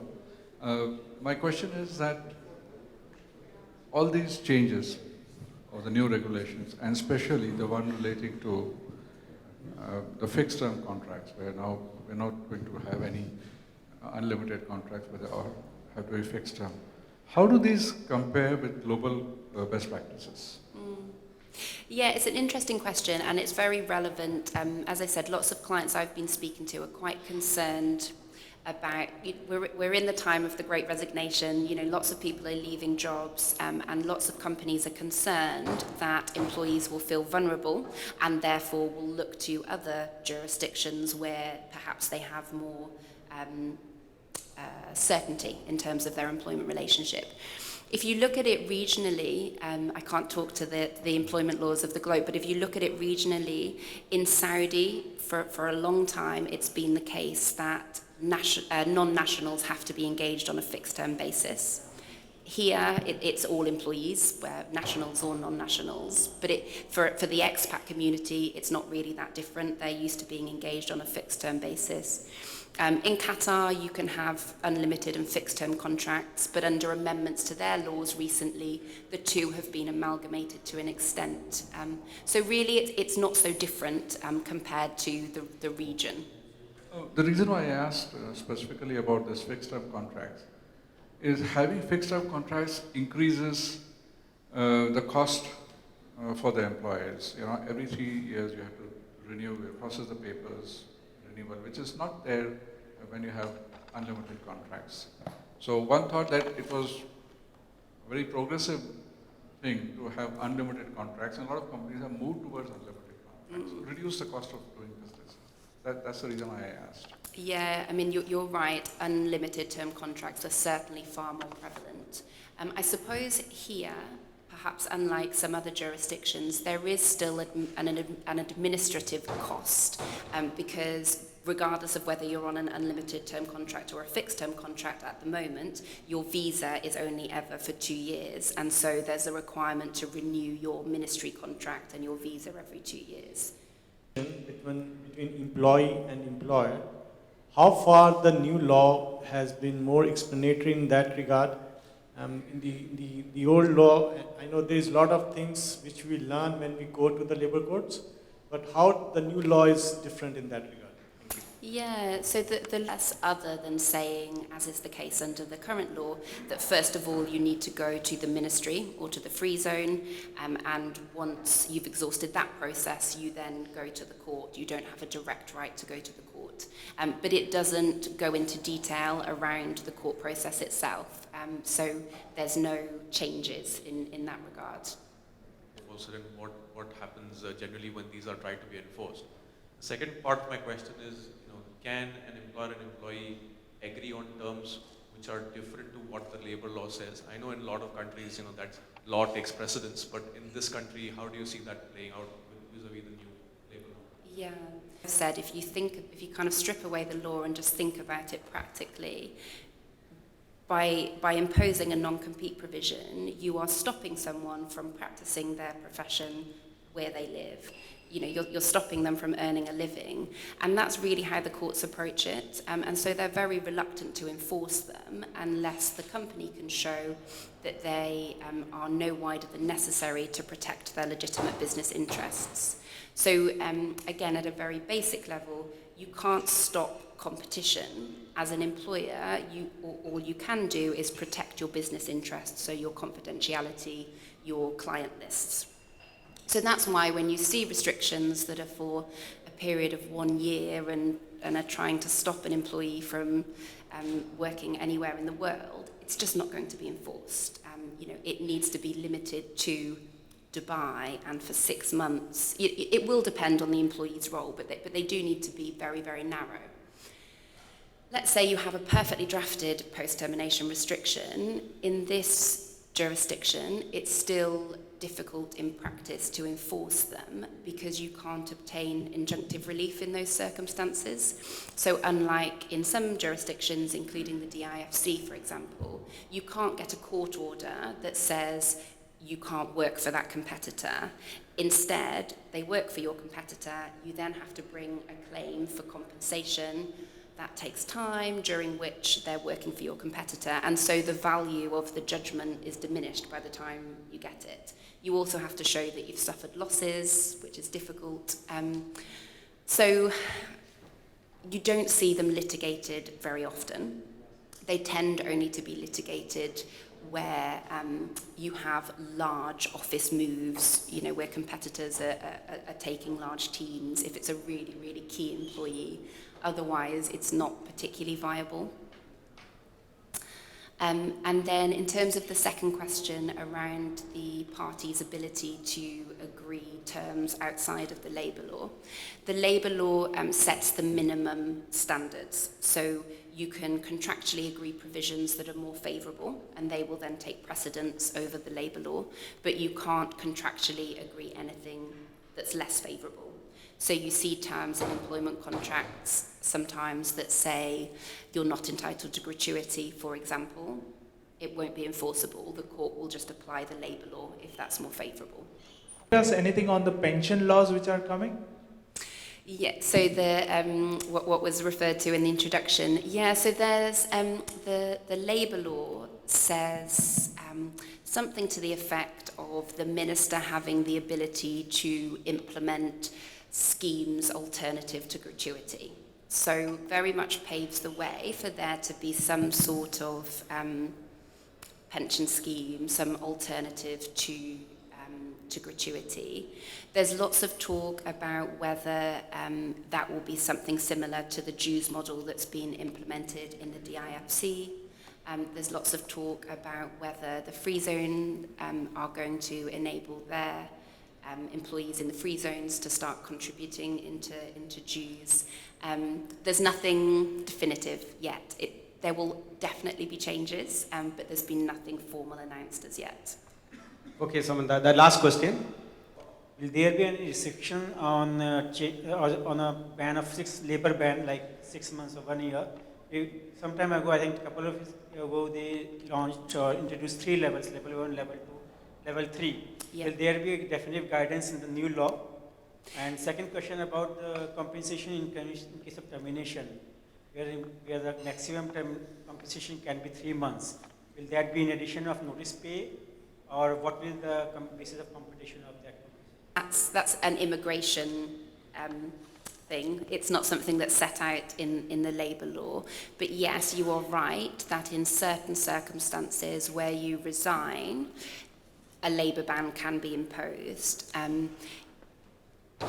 There's quite a kind of complex matrix to determine whether or not a labour ban applies. But if, for example, you resign during probation and you are unskilled, a 6-month labour ban can be imposed. But that only applies within the ministry, within the ministry's jurisdiction. So it doesn't apply if you're in a free zone, for example. And then on the second point around compensation, yes, that's still capped at 3 months under the new law. As I've said, it appears as though the circumstances in which that can be claimed have been significantly reduced. So it appears that it's only now where the termination is because the employee has brought a claim. And yes, it would be in addition to notice, gratuity, all of your other statutory and contractual entitlements. So that compensation is something that sits on top. Much Samantha Elabi for elaborating a lot of provisions for the benefit of our members.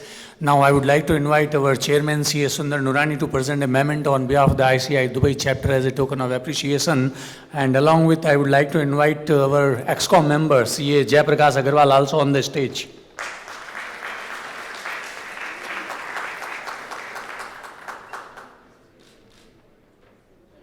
As we discussed the labor law, I know that you would have seen 5,000 to 1 million. So 1 million is something which was not there in the earlier law. This is a new thing. I take this opportunity to thank our admin staff, Joanne. You all know Joanne. Who doesn't know Joanne? Can you raise your hand? Joanne? Yeah, everybody knows Joanne. So she wants to go back to Philippines to attend to other family priorities. She was with us since 2016, and she has done an excellent job in terms of helping us over the last many years. We wish her all the very best, and I would like to invite her to the podium and say a few words. And I would also request EXCOM to come and join to give the farewell to Joanne. Joanne, please come. She doesn't speak, but let us hear a few words from her.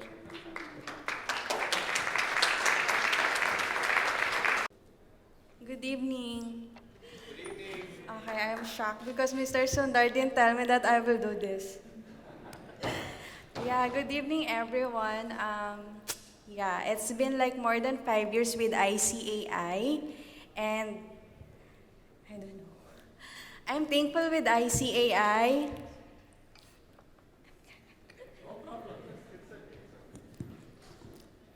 Okay. At first, I was so shy.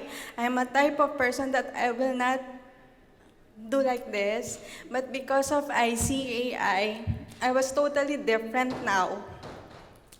Before, I'm not a fighter, but because of my boss, who are so strict, who are so straightforward with all their instructions, their words, I became like this, and I'm so thankful for this experience. My first job and last job in Dubai was in ICAI only. So, I am not, I'm so thankful for this experience. I am an accountant, but you know what? I was become an full-time administrative, admin staff of ICAI, part-time accountant. but it was totally different. I didn't had a lot of experience of accounting with ICAI, but there's no what you call this. I didn't. I mean, I'm still thankful for this experience. I don't know what to say. I'm so sorry. I'm so shocked.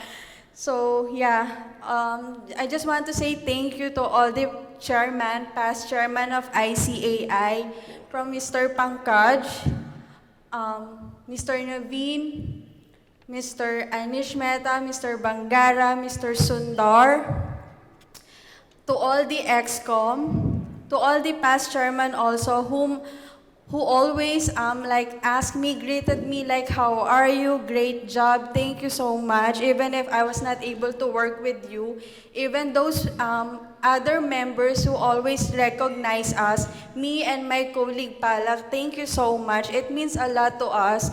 Like, you always see us like not as a staff only, but you always say that good work, good job.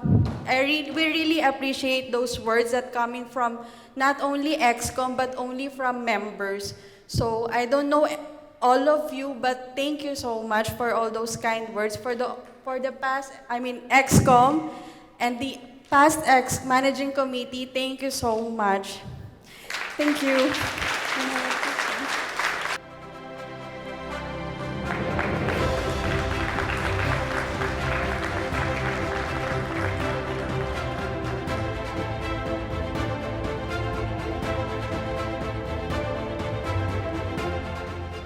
And I am very glad that Joan enjoyed working with us, and we wish her all the very best. God bless her. Over to you, Secretary sir. Thank you very much.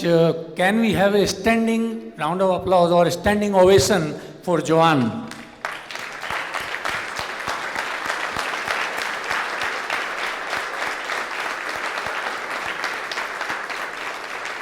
Ladies and gentlemen, Joanne was always available, whether it is like 12 o'clock in the night or 2 p.m. We are all aware of data protection law, which was implemented on 1st July 2020 in DIFC.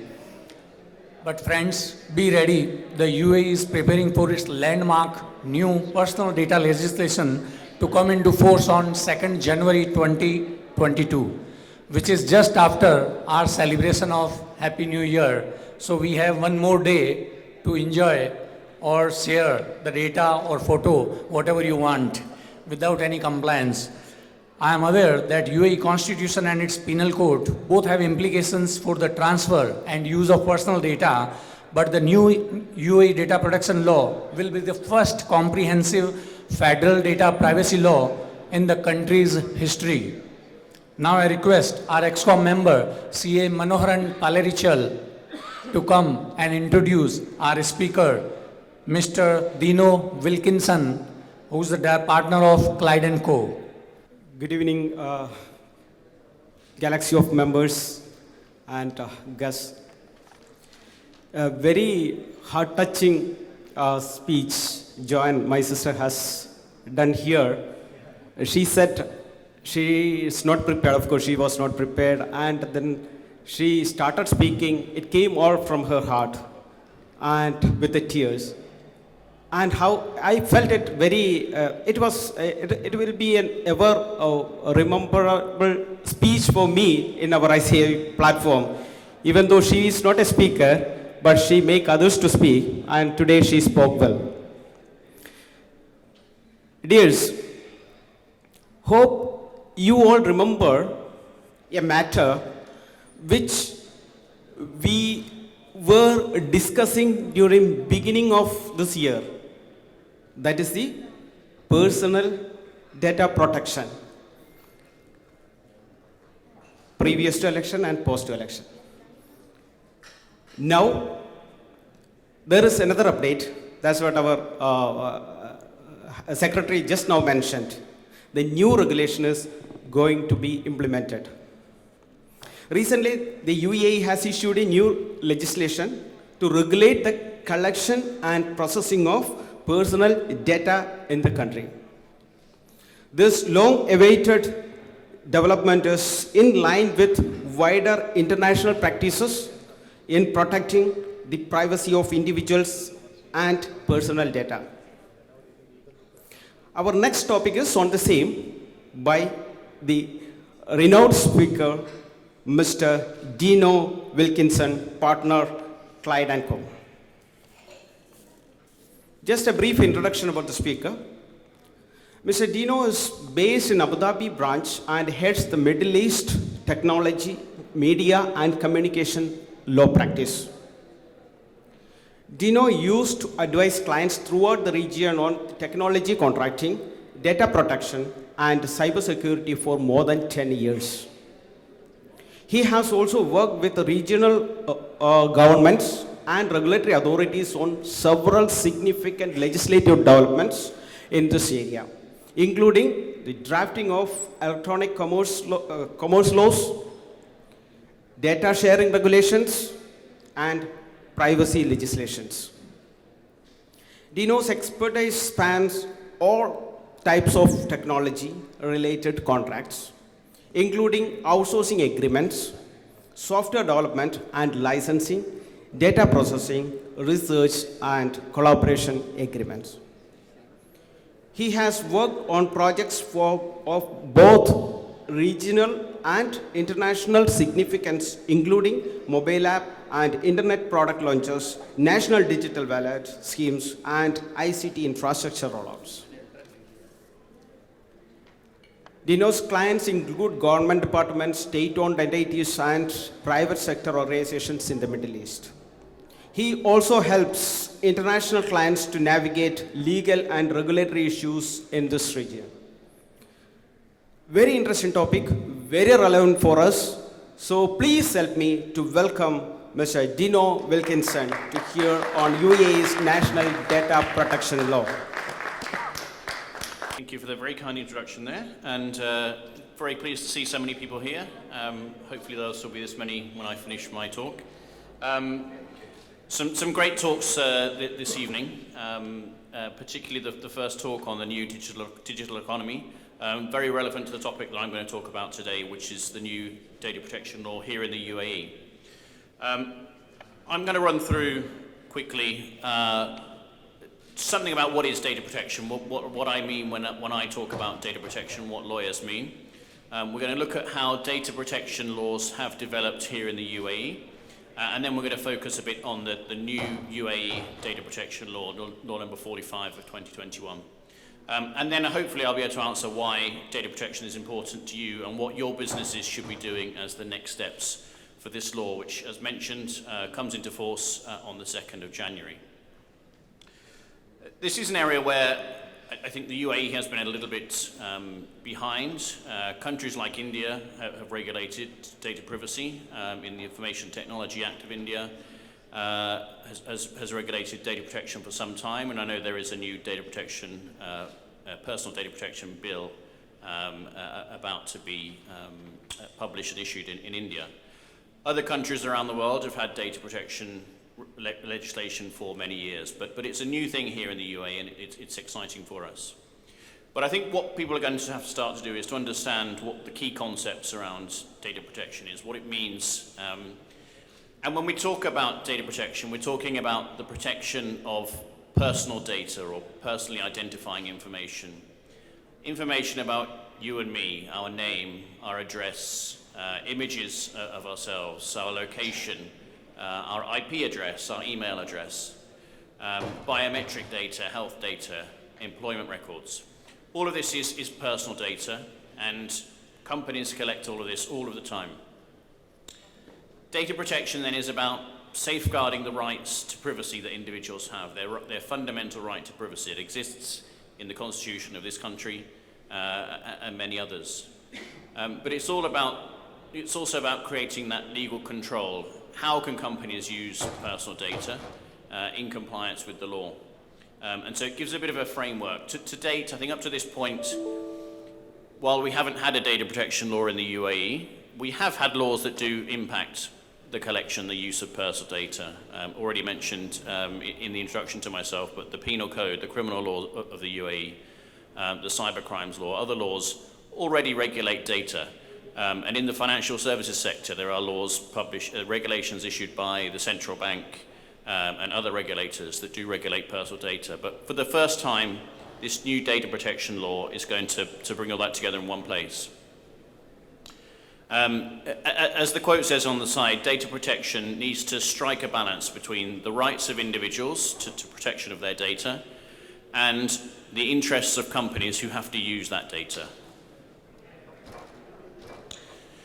So this is really the story of sort of data protection. And sorry, it's a bit of a lot of words on the slide here, but just to illustrate that we have had legislation in the country prior to this point. I mentioned the Penal Code, the main criminal law of the UAE, that was written in 1987, that had provisions in there relating to confidentiality and privacy of people's personal information. The Penal Code itself has been updated this year, part of the current legal reforms that saw also, as Samantha mentioned, the new employment law and this data protection law.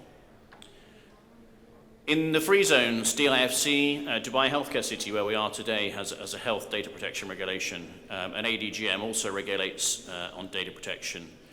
As the sort of financial, and in DHCC's case, the sort of medical healthcare free zone, it's been important for businesses in those kind of districts, in those areas that operate in highly regulated areas to have a framework in which to handle data. And for companies that operate and business partners that work with companies in those free zones to know that they look after data in accordance with the sort of highest standards. So it's perhaps not surprising that we've seen data regulation there. And then if we look along the bottom, the cybercrimes law, issued in 2005, updated in 2012, and then again updated this year as part of the legal reforms. The cybercrimes law includes offences that relate to personal data and makes certain things criminal offence. The consumer protection law, updated last year, but previously issued in 2006, also has aspects of data protection reflecting the protection of consumer data when it comes to marketing. And I mentioned the central bank regulations. Earlier this year, they issued a full set of regulations on consumer protection, which do include data protection provisions there. And so we come to today, or well, in a few days' time, really, when the new law will come into force. In terms of timing, it was issued, formally issued in September this year, actually only published in the last couple of weeks. And it becomes effective on the 2nd of January. But like the employment law that Samantha was talking about, there are regulations that will follow the data protection law. And the companies will have a 6-month grace period once those regulations are issued to comply, to get compliant. Those executive regulations are due at some point by the 20th of March next year. So there will be a period to get acquainted with the law and a period during which companies can adjust their measures. And as we'll see shortly, the question of compliance is not just drafting a privacy policy or having 1 or 2 bits of paper in place. It's quite a fundamental change that companies will need to adopt in order to comply with this new regulation. The law applies to the processing of personal data by anyone who who lives or has a place of business in the UAE, who processes the personal information of individuals known as data subjects, but individuals who are inside or outside the UAE. So if you're based here, you're processing data of your employees here, your customers here, or even your customers outside the UAE, then you're caught by the regulation. It also captures companies known as controllers or processors, depending on what they do, but companies who are outside the UAE but process the personal information of residents here in the UAE. When we talk about the companies that need to comply, I've already used the term controllers. A data controller, it's common in sort of data privacy legislation around the world, but it's the organization, the business that determines how data is processed and why data is processed and collected. So in the case of most of the people in this room, you'll have an employer. Your employer, the company you work for, will be a data controller. And all controllers have a lot of obligations to comply with in the new law. They need to implement appropriate measures to protect personal data. They need to apply what's called the principles of data protection, principles around transparency, around fair and lawful processing. They need to keep a record of this as well. So it's not just a case of saying, yes, we do look after data and yes, we have measures in place, but they need to have a specific record which talks about the data they collect, talks about what they use that data for, how long they keep that data, what measures they have to protect that data. So this new record, in Europe, they refer to it as a ROPA, a record of processing activities. It's going to be a new requirement for companies here. And the UAE Data Office, which is the new entity that's been set up to monitor the data protection law, will have the ability to ask for a copy of your record. Data controllers may also use third parties, other companies, to process data on their behalf, and they're known as data processors. So in some cases, a company may, for example, employ a third party to manage the payroll. That payroll processor will be a data processor under this law, and will also have obligations.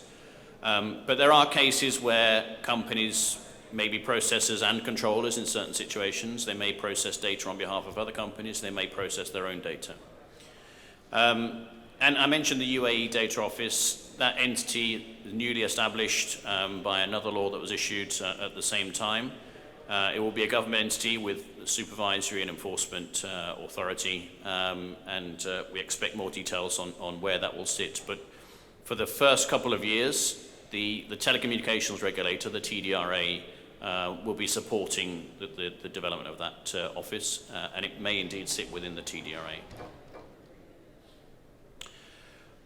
One of the interesting things about data protection law is often the restrictions on data export, and I get a lot of questions from around the world from clients wanting to know about data transfers. Can we send data outside X country? Can we send data into another country?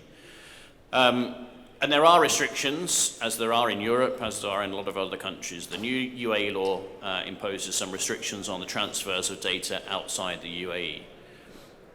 So that data transfer can happen if the UAE Data Office says that a country has an adequate level of data protection. So if it's on the adequacy list, which we expect to follow in due course, then you can transfer data freely to that country. Or if the UAE has an agreement in place with another country.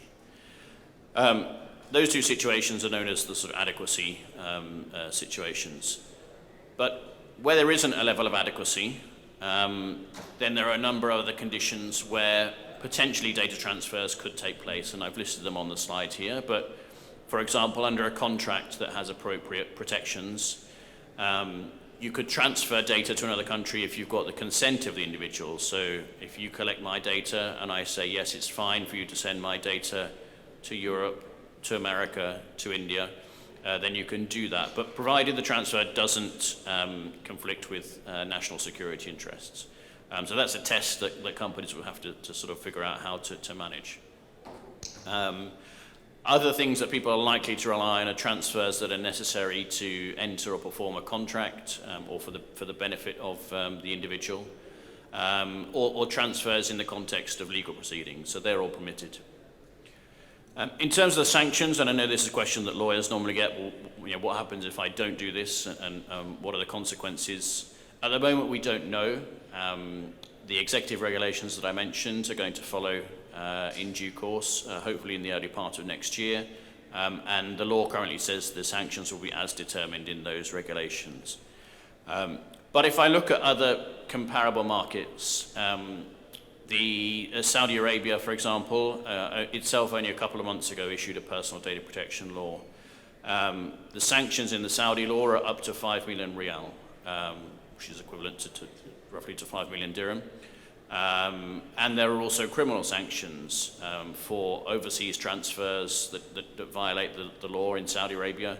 There could be an imprisonment of the person that does that. So I think regulators take this quite seriously. If we look to Europe, sanctions can be up to 20 million euro or 4% of global turnover of a company, whichever is higher. So we've seen some massive penalties in the last couple of years. There's been a big focus on data, Data is very important. People are very concerned about their data. So some of the big media companies, big social media companies, airlines, banks have suffered fines in the tens and hundreds of millions of dollars. So governments are taking this very seriously. So it's all well and good, but why is that important to you? I think when we look at data protection, we look at it in four different categories, and four different categories of risk. The first is the legal risk, and I've talked about that. I've talked about the new law. Increasingly, there are laws coming up all over the region. This hasn't been a region that's typically regulated data, but it's now starting to. Bahrain issued a law in 2018 or 19.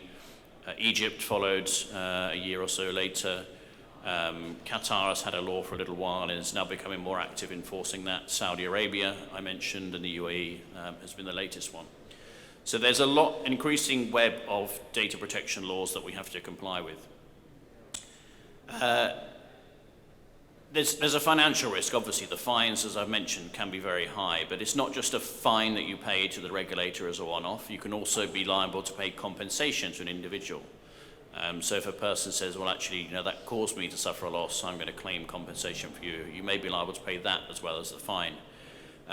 If you're a business that's got a lot of individual customers, or you have a lot of employees, then a fine, even a fairly nominal fine of, let's say 1,000 dirhams, if you've got a million customers, that's a big fine. So some companies are going to have to be very concerned about that level of financial risk. I think quite significantly, apart from the legal financial side, we also talk a lot to clients about the reputational risk that data and data protection is now causing. You'll all have read articles about companies that have suffered data breaches, that have lost information, that have been hacked. And I think, what happens is that causes them to lose business, it causes damage to their brand. And I always say to sort of my clients, I said, nobody will compare your privacy policy to another person's privacy policy and make a decision on that basis. We draft you a privacy policy that helps to protect you, but nobody's really looking, they're not in themselves a differentiator. But what people will look at is if you're in the newspaper tomorrow because you've lost customers' data, and then you will certainly suffer damage to the brand. And that leads to the final point, that loss of customers, loss of employees. People become less interested to do business with you. You lose trust of people and business partners. And it can lead to claims, as I said before, of compensation and potentially class actions in some parts of the world. In Europe, for example, people are bringing claims together against companies like Facebook. This is a prime example. Grouping claims and bringing very large claims. So last couple of things I wanted to cover was just really what to do in terms of the next steps and what are the key elements of a successful data protection compliance program, because that's really what you need is an effective and sophisticated program to manage all of these different risks and all of these different new compliance obligations. I can see a couple of phones up taking photos. I apologize, it is very small text. It's part of my secret plan to keep that confidential, but no, not really. I'm very happy to share a copy of the slides after the session. You can connect with me on LinkedIn, which I think is where I was found for this session, and I'm happy to share this. But I've tried to cover here some of the different categories of compliance obligation and the relevant documents, contracts that you might need. So if we're talking about the business and governance, I mentioned this record of processing activities. That's going to be very critical now for companies to have that record in place and to keep it as a live document, keep it updated. Policies and information notices, when you collect data from an employee, from a candidate employee, somebody you're recruiting, you'll ask them to send their CV, you may do background checks on them. Data protection rules now mean you have to be transparent, you have to tell people what you're doing, and usually you'll do that through an information notice. We'll all have signed and ticked those things on a website to say, yes, I read that privacy policy. It's the sort of thing that I do, but I don't read them either. I think for breaches and disputes, you've got to be ready. The regulators are looking now to see who looks after personal data, and they don't like it if you don't look after personal data. But they do accept that a data breach is almost inevitable these days. Cyber attacks are happening to every company, big and small. So you may not necessarily be penalized or sanctioned for a data breach if you've had measures in place, if you've got a policy in place, a breach response plan, so that you know if a breach happens tomorrow, who do you pick up the phone to? If the phone's down, who do you get in touch with? How do you get in touch with them? If you've got that sort of plan, if you respond properly, if you inform the regulator, inform the data subjects, because you have these obligations now. If you do suffer a breach, you have an obligation to inform the regulator. If you comply with that, do all the right things, try and sort it out, communicate well to the regulator, communicate well to the public, then you're likely to be generally okay. Where people get fined is because they sweep it under the carpet, they hide things that have happened, or they ignore it and things get worse. So definitely policies and measures around data breaches and disputes are going to be important.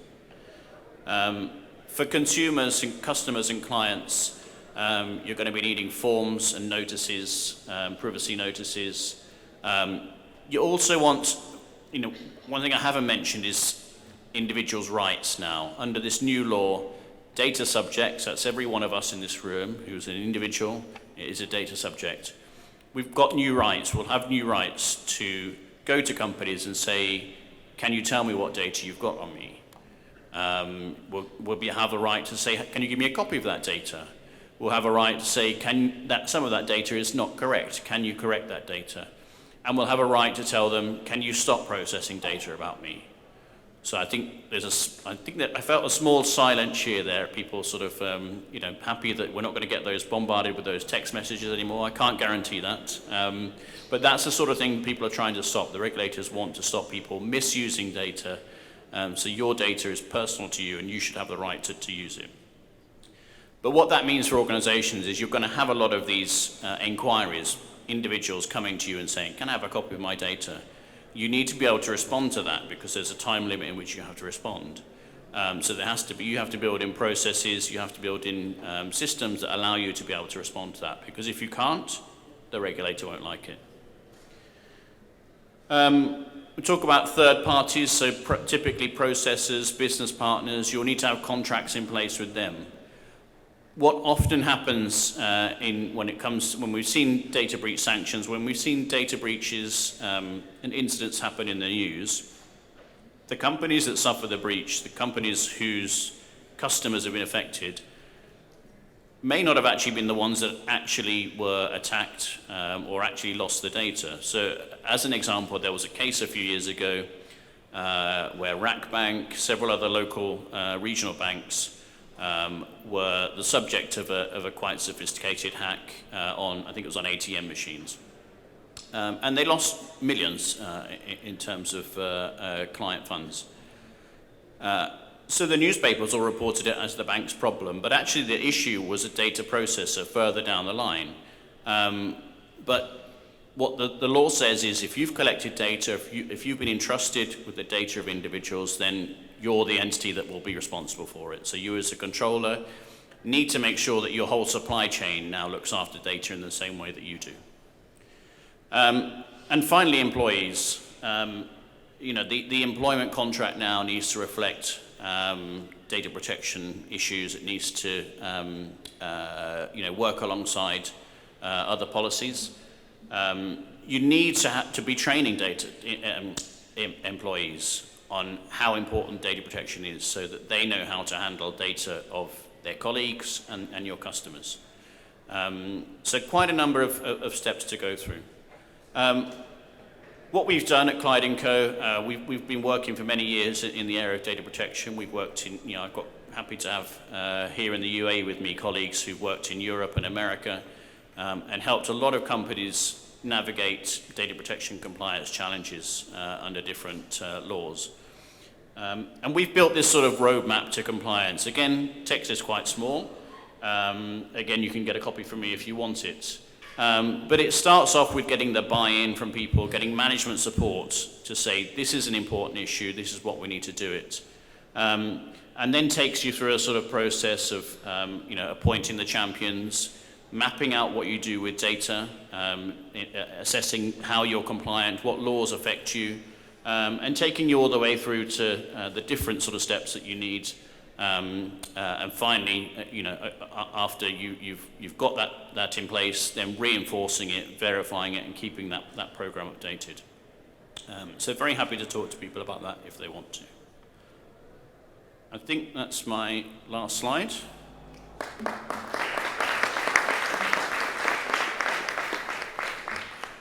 Subscribe to certain services, online or even offline, let's say a banking service.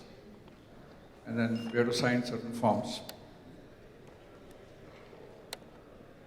which according to this data protection law will probably now include a consent to share the data.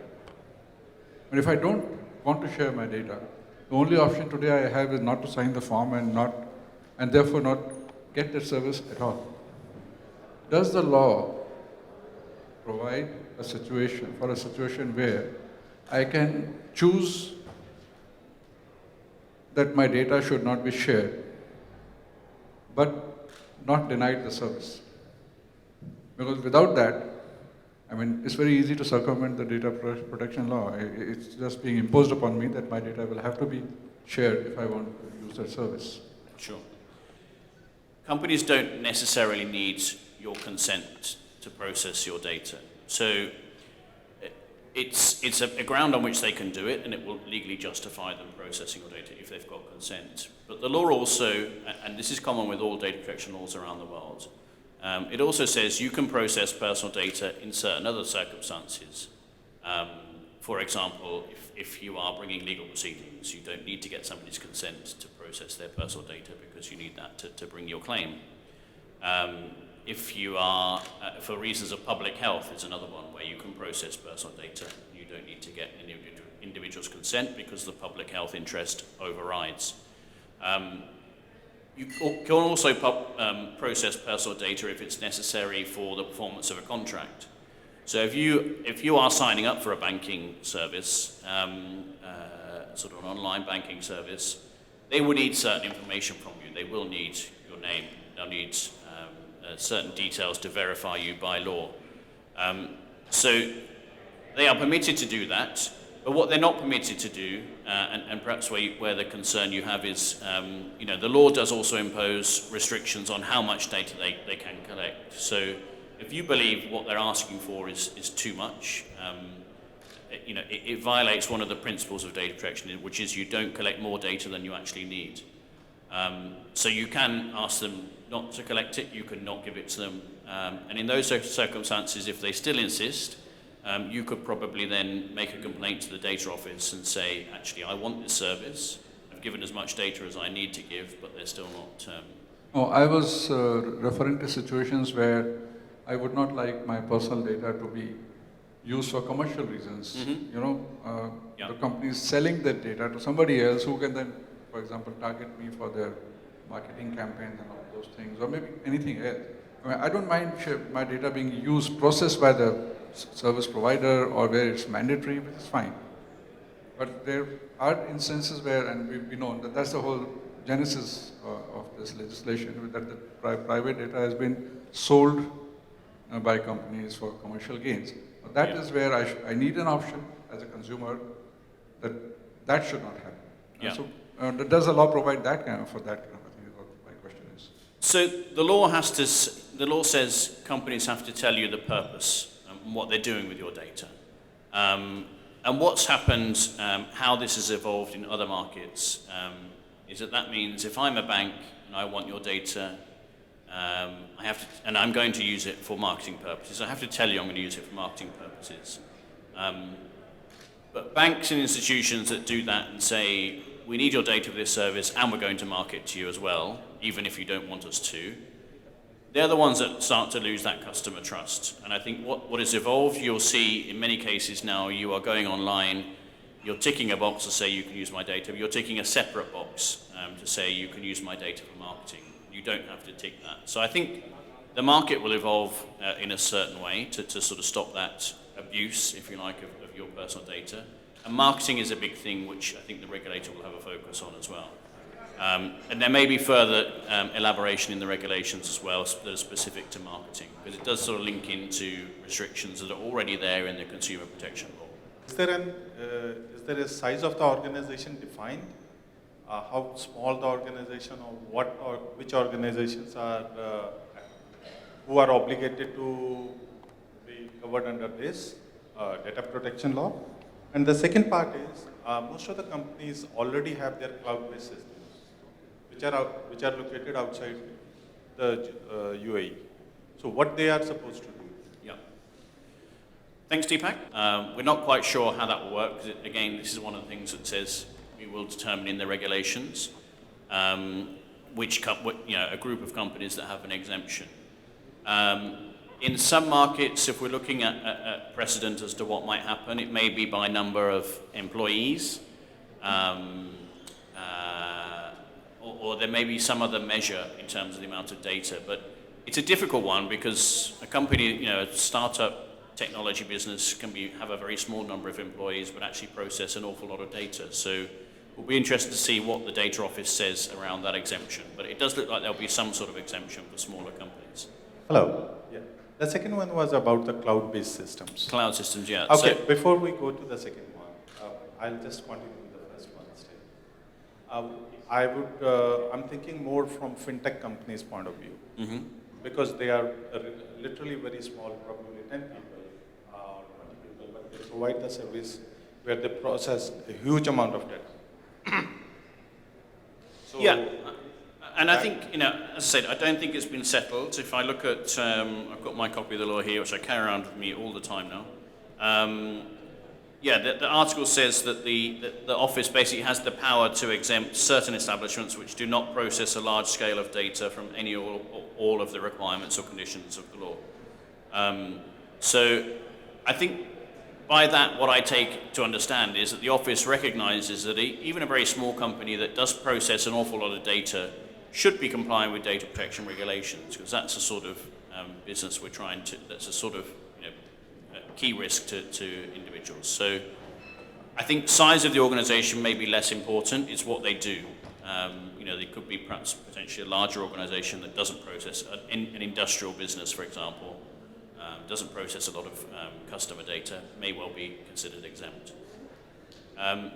Your second question, which I've remembered now, was around the cloud-based systems and what happens to companies that already have those systems and their data is already outside the country. I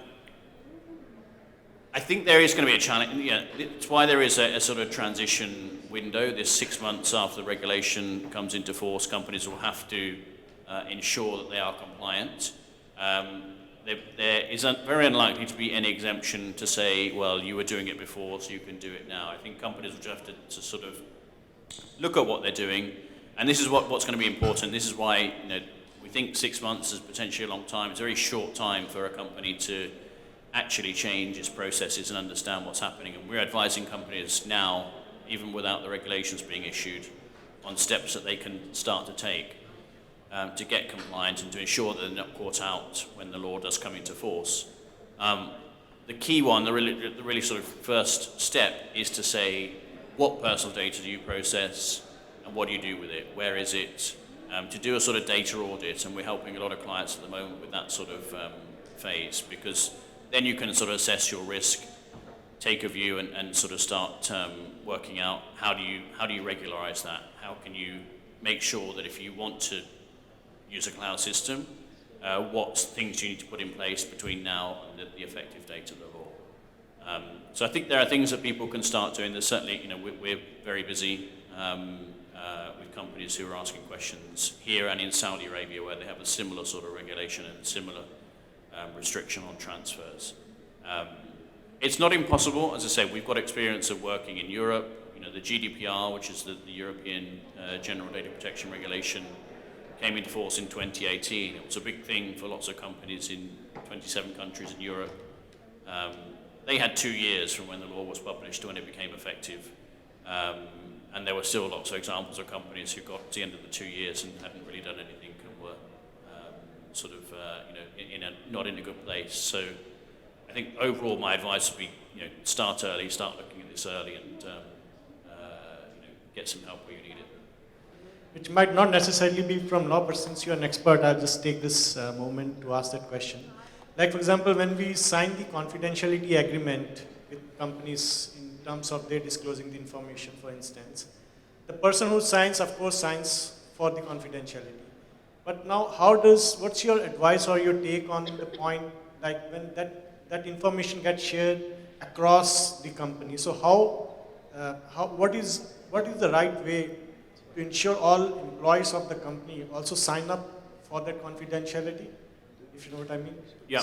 So I think normally in that case, the best practice would be to have the company, somebody sign on behalf of the company, and the company then has the obligation to say, we will ensure that all of our employees comply with this. Then you're pushing the obligation on the company if it does share the information internally. Well, perhaps before that even you should say, don't share it unless people have a need to know. But if they do have a need to know, then it's the company's obligation to tell them this information is shared under under an NDA, under protected terms, and these are the terms. I think, I deal a lot with NDAs, and we see them as lawyers all the time, and that we get a little bit bored by them because every company uses them, and no one really does anything with them. They are not particularly effective. And if somebody said to me, what's the best way to protect my secrets, my confidential information, I would say, don't tell anybody. Keep it secret. If you have to disclose it, there are technical measures that you can put around the information, encrypt the data, that sort of thing, to keep it secret and to keep it protected. So there's more practical things I think you can do than use an NDA. But there are certainly ways that you can improve an NDA and how it's used, if that's what you want to do. Post implementation of VAT or AML, as an auditor, our risk has increased, and now this is the new one, data protection law. So our risk is going to be increased, and there are a lot of risks, like as you mentioned, legal, financial, reputational. When it comes to legal, I really too much worried about lawyers because they are charging very hefty amount. So we have to be cautious, and as a chartered accountant, definitely we will take all the measures and precautions, whatever we have to take before the end of the year, because this law will be implemented by 2nd of Jan 2022. So thank you very much, sir, for elaborating the various provisions and taking up so many questions. Thank you very much once again. And now I would like to invite our chairman, CA Sundar Nurani, vice chairman, CA Anurag Chaturvedi, and CA Manoharan Palerichal as well, our EXCOM member, to present a memento on behalf of the ICI Dubai chapter as a token of appreciation to Mr. Dino.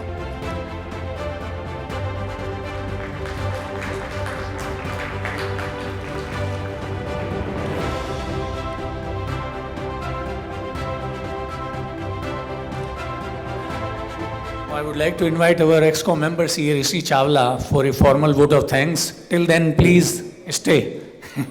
Hello, everyone. So Anurag has requested me to make it interesting. I'm not good at dancing step. I would have done it.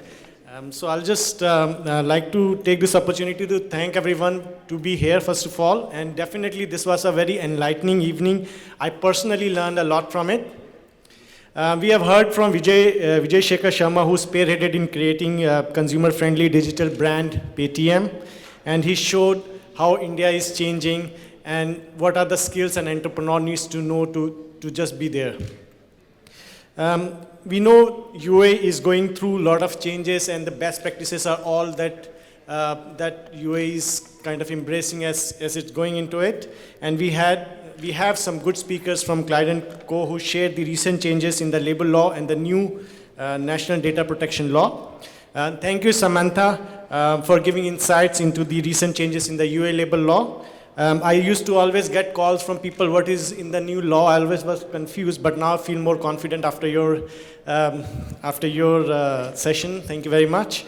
Thank you, Dinu, for taking time out today on the new National Data Protection Law. This is, I think, is a very important law. Thank you for sharing some very minute details about the law, and definitely like to have some slides if later on, if Secretary Saab permits it. The event cannot end without thanking our chairman, C.A. Sundar Nurani ji, who has actually been very, very enthusiastic in finding right topics for this session and create so much interest. Thank you so much, Chairman Saab.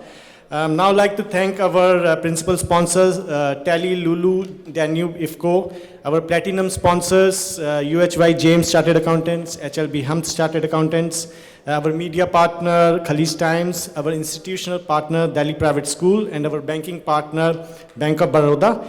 At the end, I would like to thank each one of you for taking time out and be with us. Stay safe and stay connected. Have a nice evening. Thank you very much.